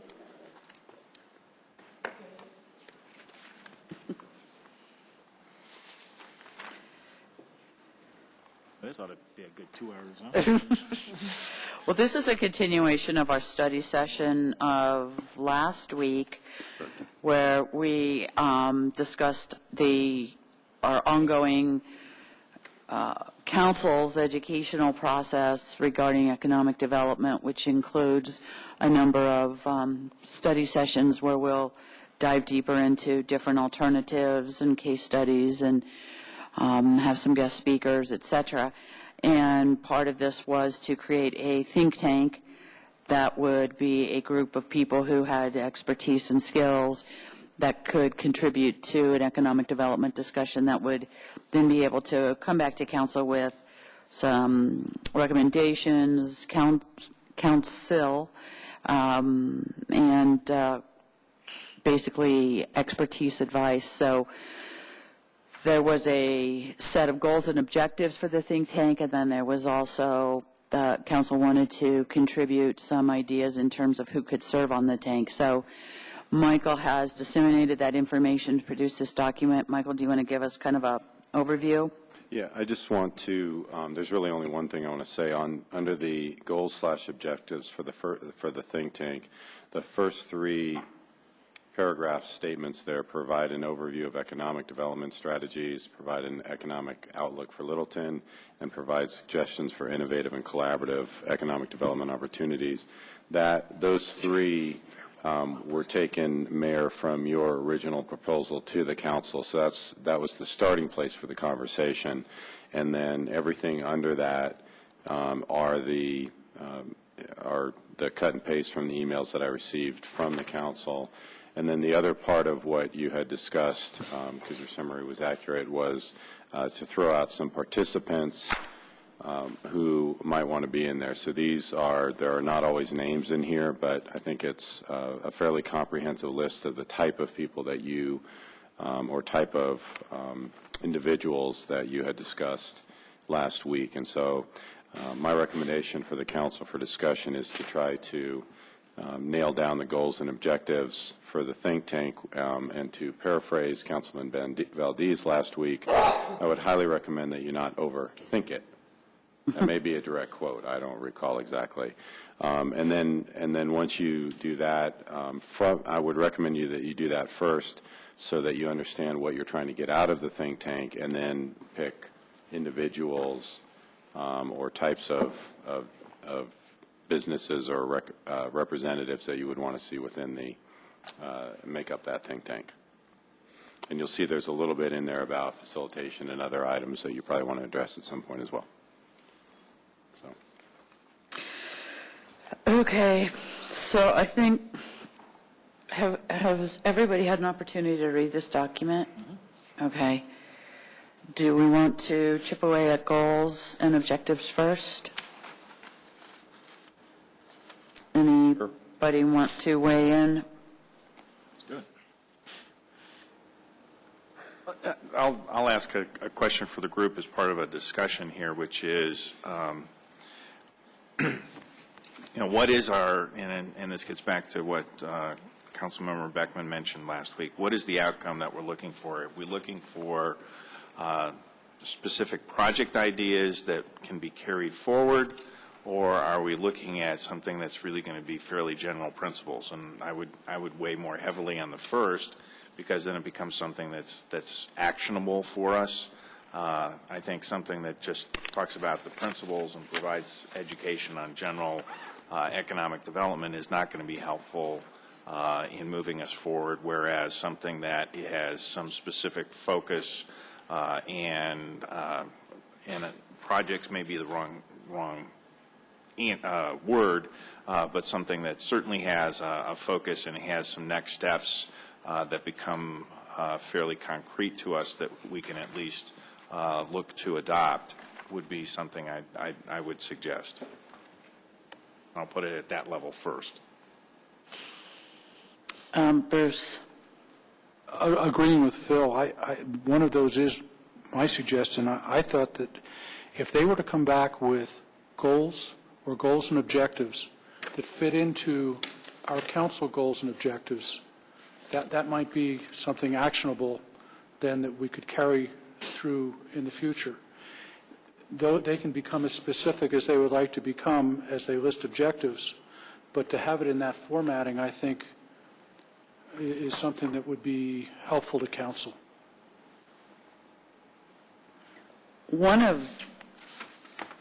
I think one of the intentions in terms of my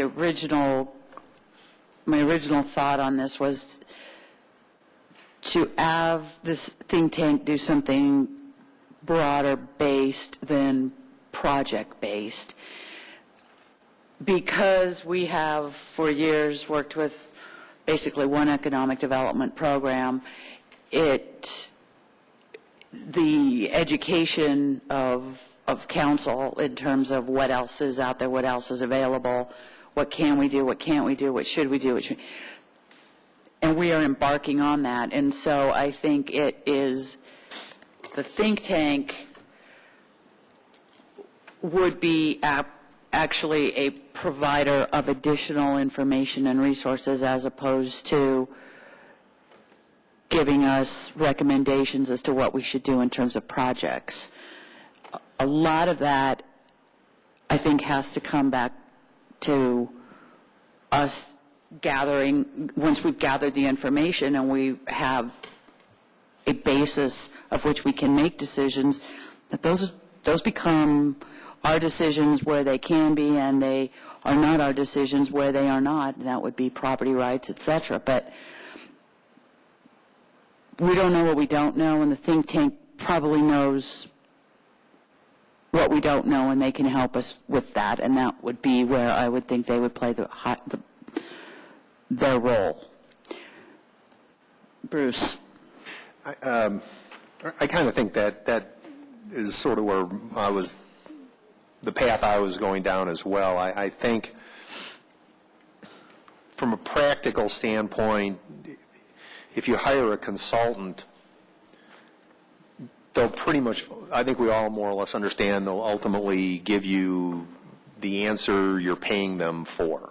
And more often than not, you don't hire a consultant to help you figure out something that you don't know you don't know. You help them, you want them to help you solve a specific problem, and that's the answer you get. So here, we're really not asking overtly about a specific project, which I think is Chris Gibbons has oriented in conversations with him. I mean, you're sort of talking about some level of partnering at the light touch level in terms of helping people, supporting people do projects they want to do, or you're talking about a much heavier touch with an urban development, eminent domain kind of project, which I don't think is necessarily where we want to go either. So that sort of suggests that if you're inviting people to participate on a think tank like this, you're really not asking them which retail development project should we do, or how do we redevelop, Norgren or whatever, based on stuff we've done in the past. You're sort of saying, stepping back from the 30,000-foot level, help us organize our thinking along lines that could be theoretically more productive in terms of helping us help you. If I could just give a quick example. I met with one of the people who was recommended to be on the think tank, and in our discussion, we just started kind of not really brainstorming. I was listening to her as she was explaining some of the things in Highlands, the Highlands area in North Denver, and how that grew into what it is. And she talked about things that were going on in that neighborhood that, had they been done in other neighborhoods, there would be other Highlands. And it was interesting, one of the things she recommended, or one of the things she said was, communities, speaking broadly, communities that have areas in neighborhoods where they've got an acre or 2 acres of undeveloped land, maybe owned by the city, it's zoned something that may not be what it should be zoned, for the cities to go in and rezone those things so that a coffee shop can grow in there, or a small grocer or something, and start to create social centers within neighborhoods so that they evolve into little things like Highlands and stuff like this. Now, whether that's something that works in Littleton or not, I don't know, but it's those types of that type of thinking, those types of ideas, that type of knowledge that the people on the think tank can bring, and the type of things that they can throw out on paper and say, if you want to do this, this is how you have to do it. Not doesn't tell us what we do, but if you want to create this type of thing, these are the things. Another thing that she mentioned was, and this is interesting, there's a property that is for sale, and there was a property next to it that was owned by, it's in another county. The property in Littleton that's for sale is now harder for a developer to work with, because when the property in Douglas County next door to it was sold, we should have jumped in and said, you're selling that, what are you doing with that? Not because we're going to make a decision about it, but where are your access roads? Where are you going to put your egress and your ingress? Because we're neighbors, and so by doing that early on, we could have made our property far more valuable. Now we've got a problem with ingress into that property, so developers are looking at that going, wow, how do we, and we, without even knowing it, created a problem. So it's that type of information that was where my head went on the think tank is, wow, I love to hear that stuff. And there you go, Jim. Well, I know at our discussion last week when we were talking about Economic Development 101, that we talked about a very ambitious timeline for getting things done. And that put what we're talking about right now on a very fast track.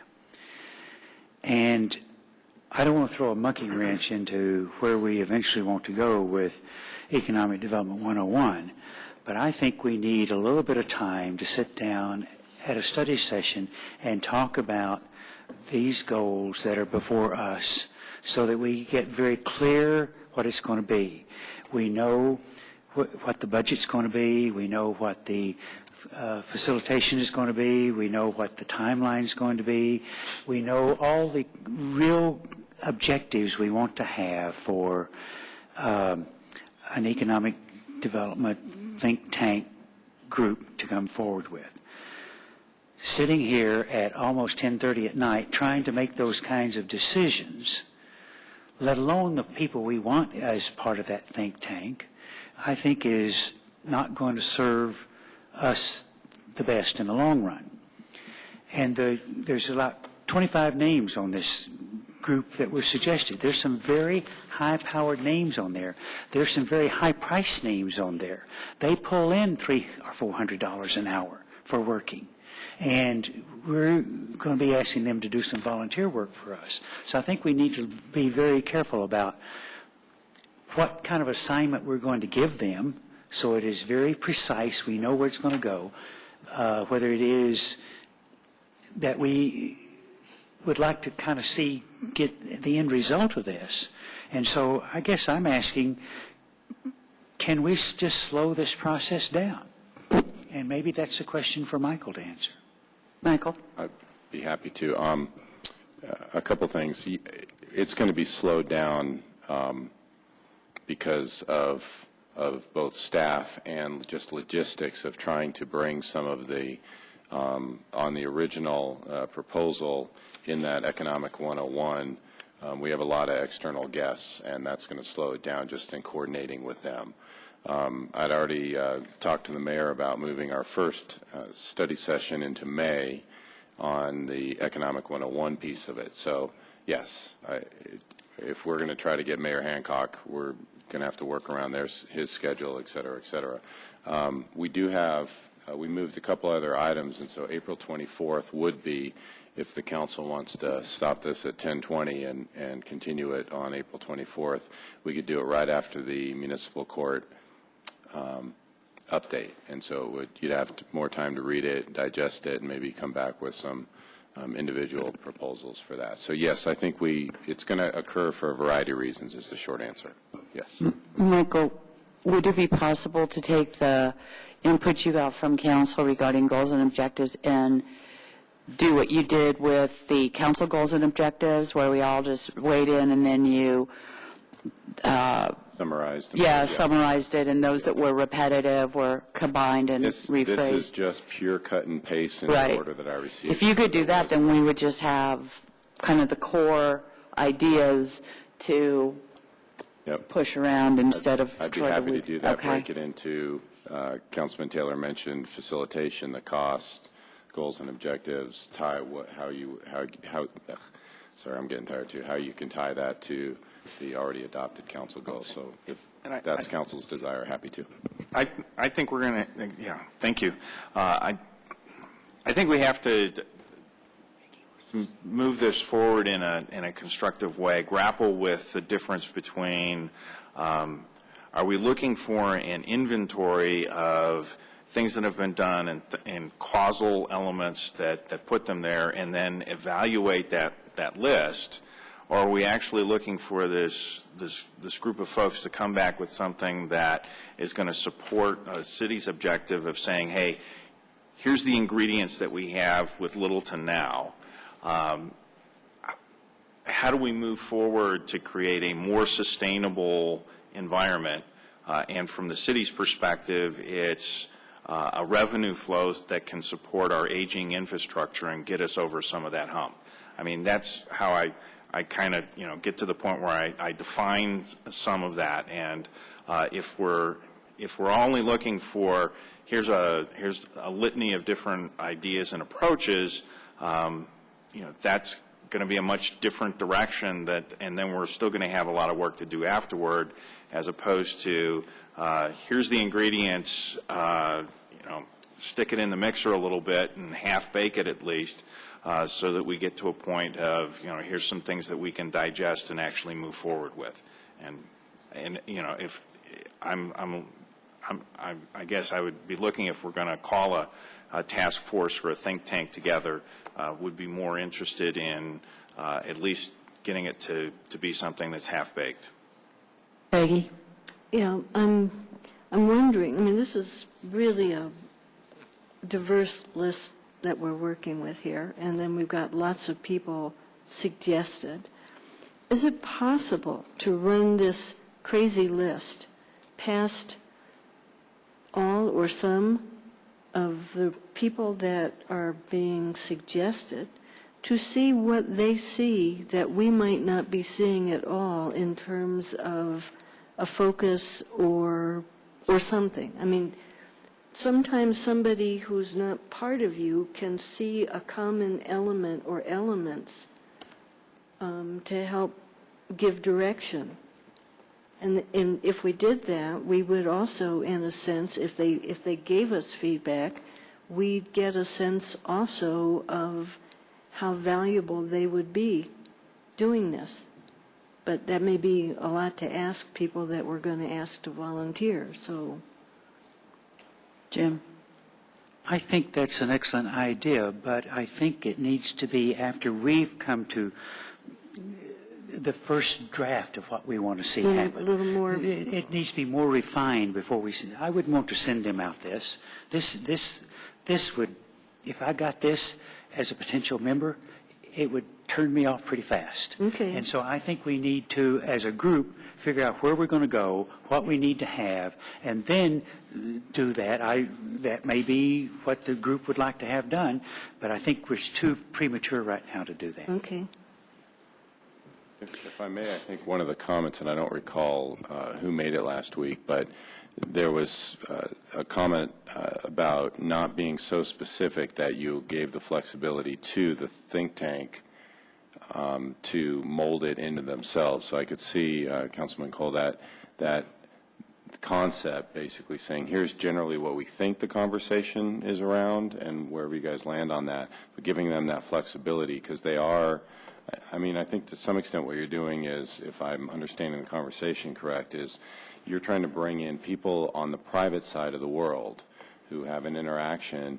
How do you, to Councilman Cernanic's question, how do you, here's what the city's goals are, how do you mesh those together? And you're asking the people who actually make it happen.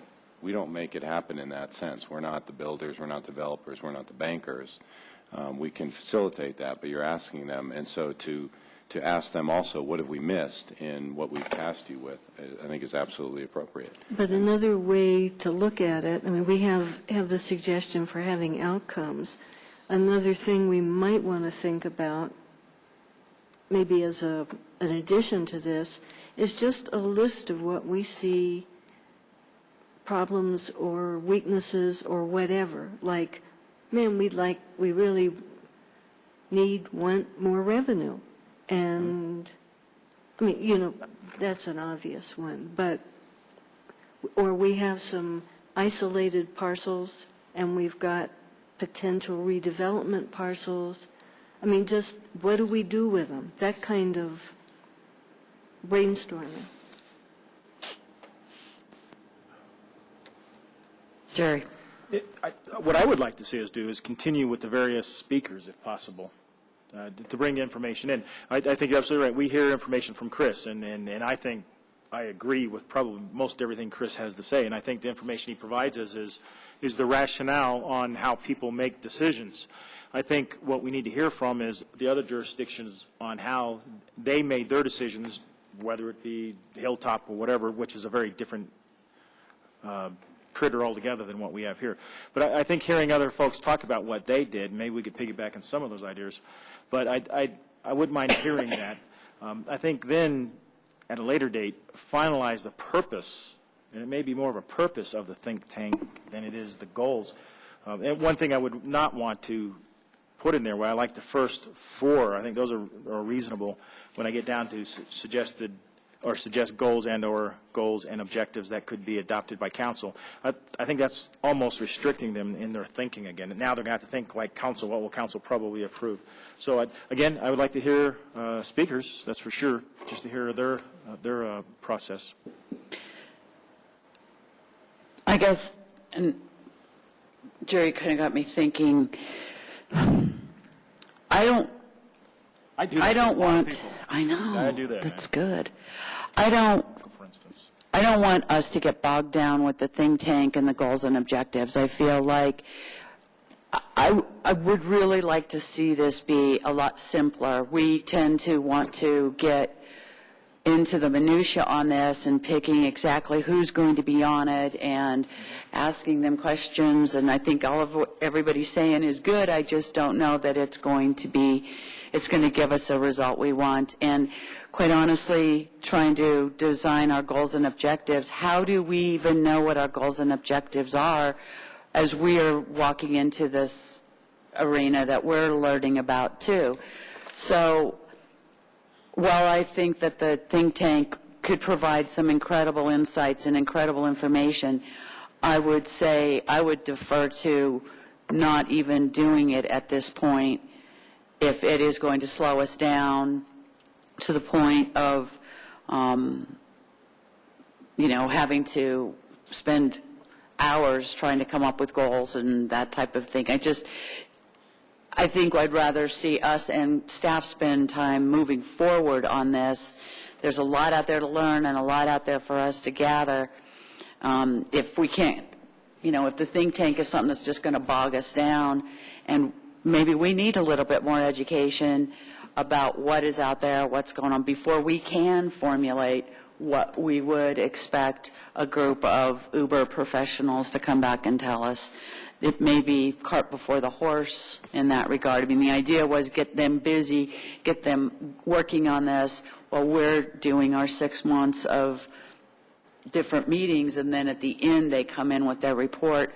I think we can tweak and change that around. I just would like us to not get too overwhelmed by trying to figure this group out when it should probably be a lot more free-flowing. Well, if you look to item 4, that's on the second page, as kind of a way, in there's an A, B, and C as areas of focus.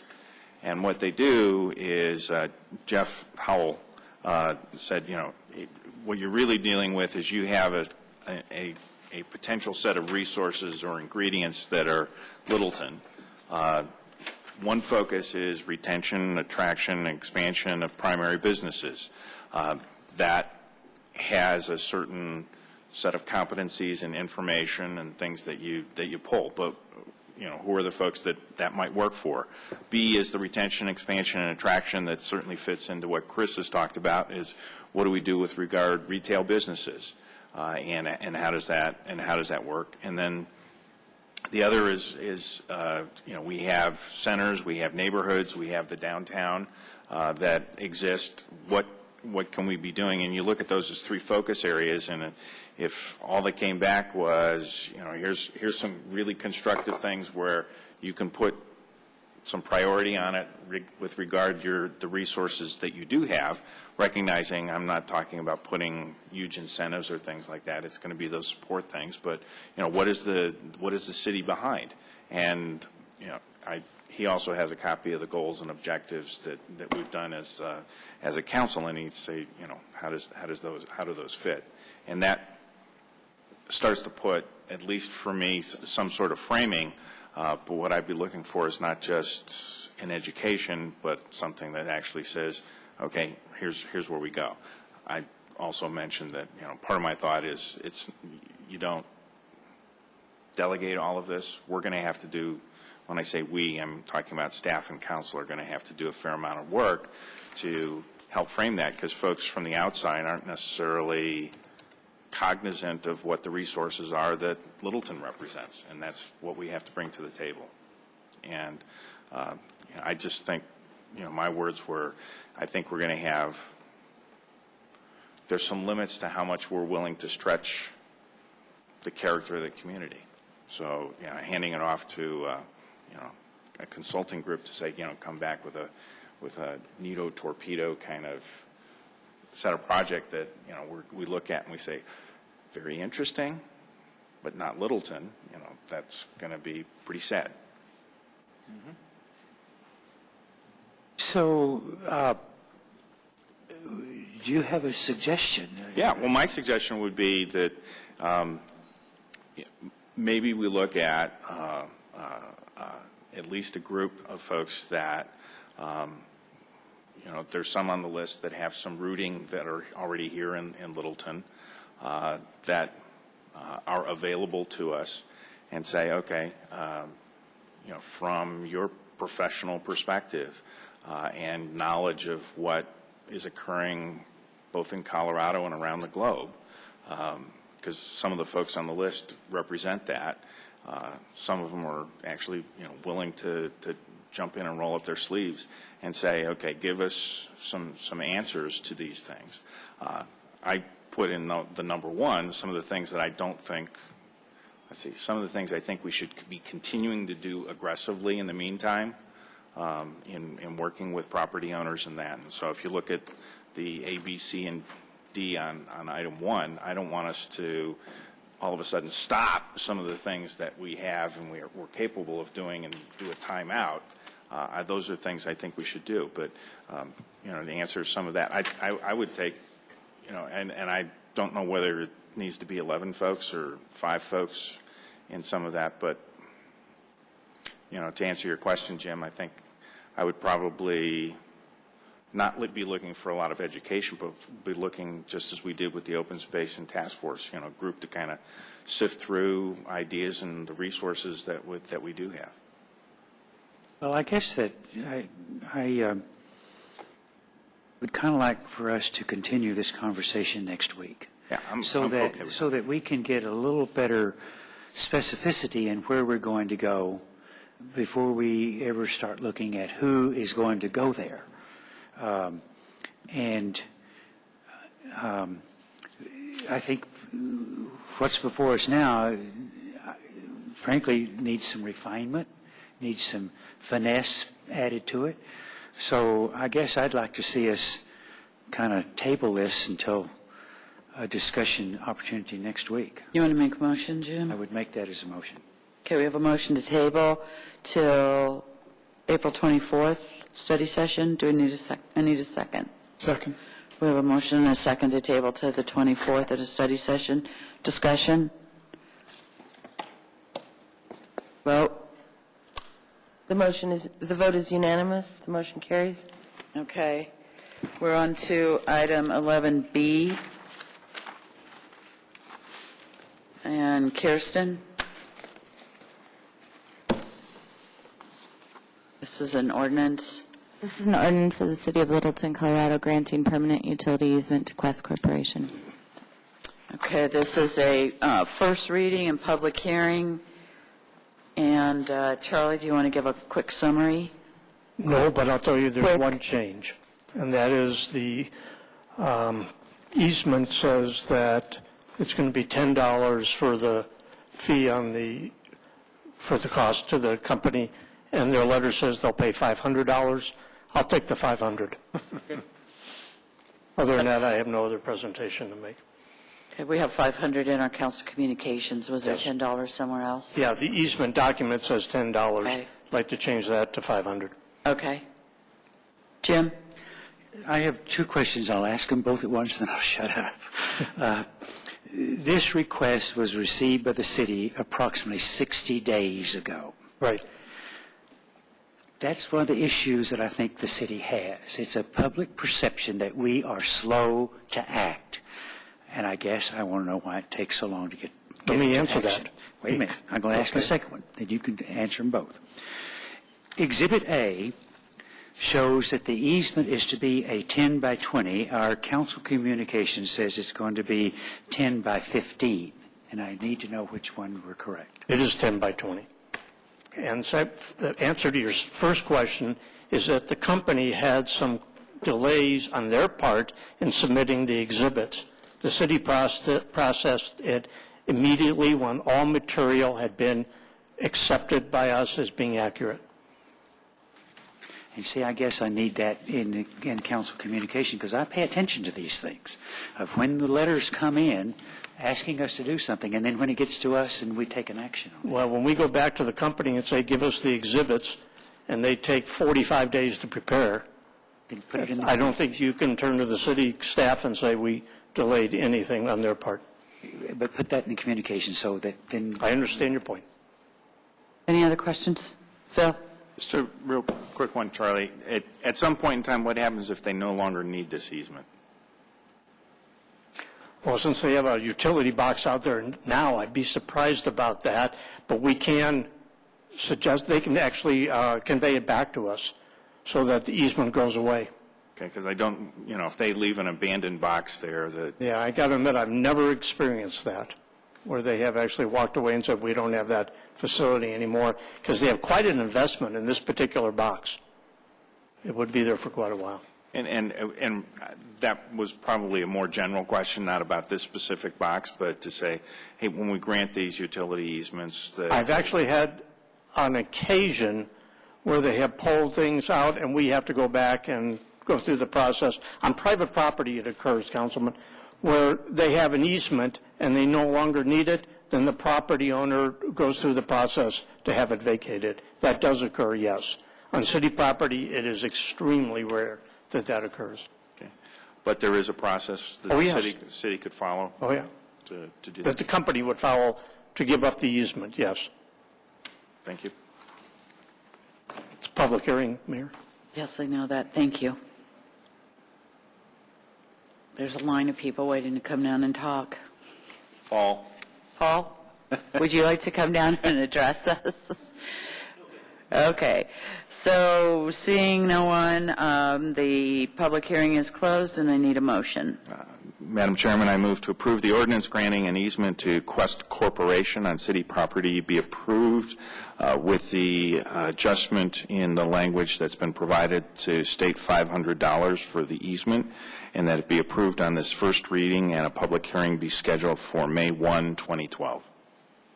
Second, but shouldn't it be CenturyLink instead of Quest? It's explained.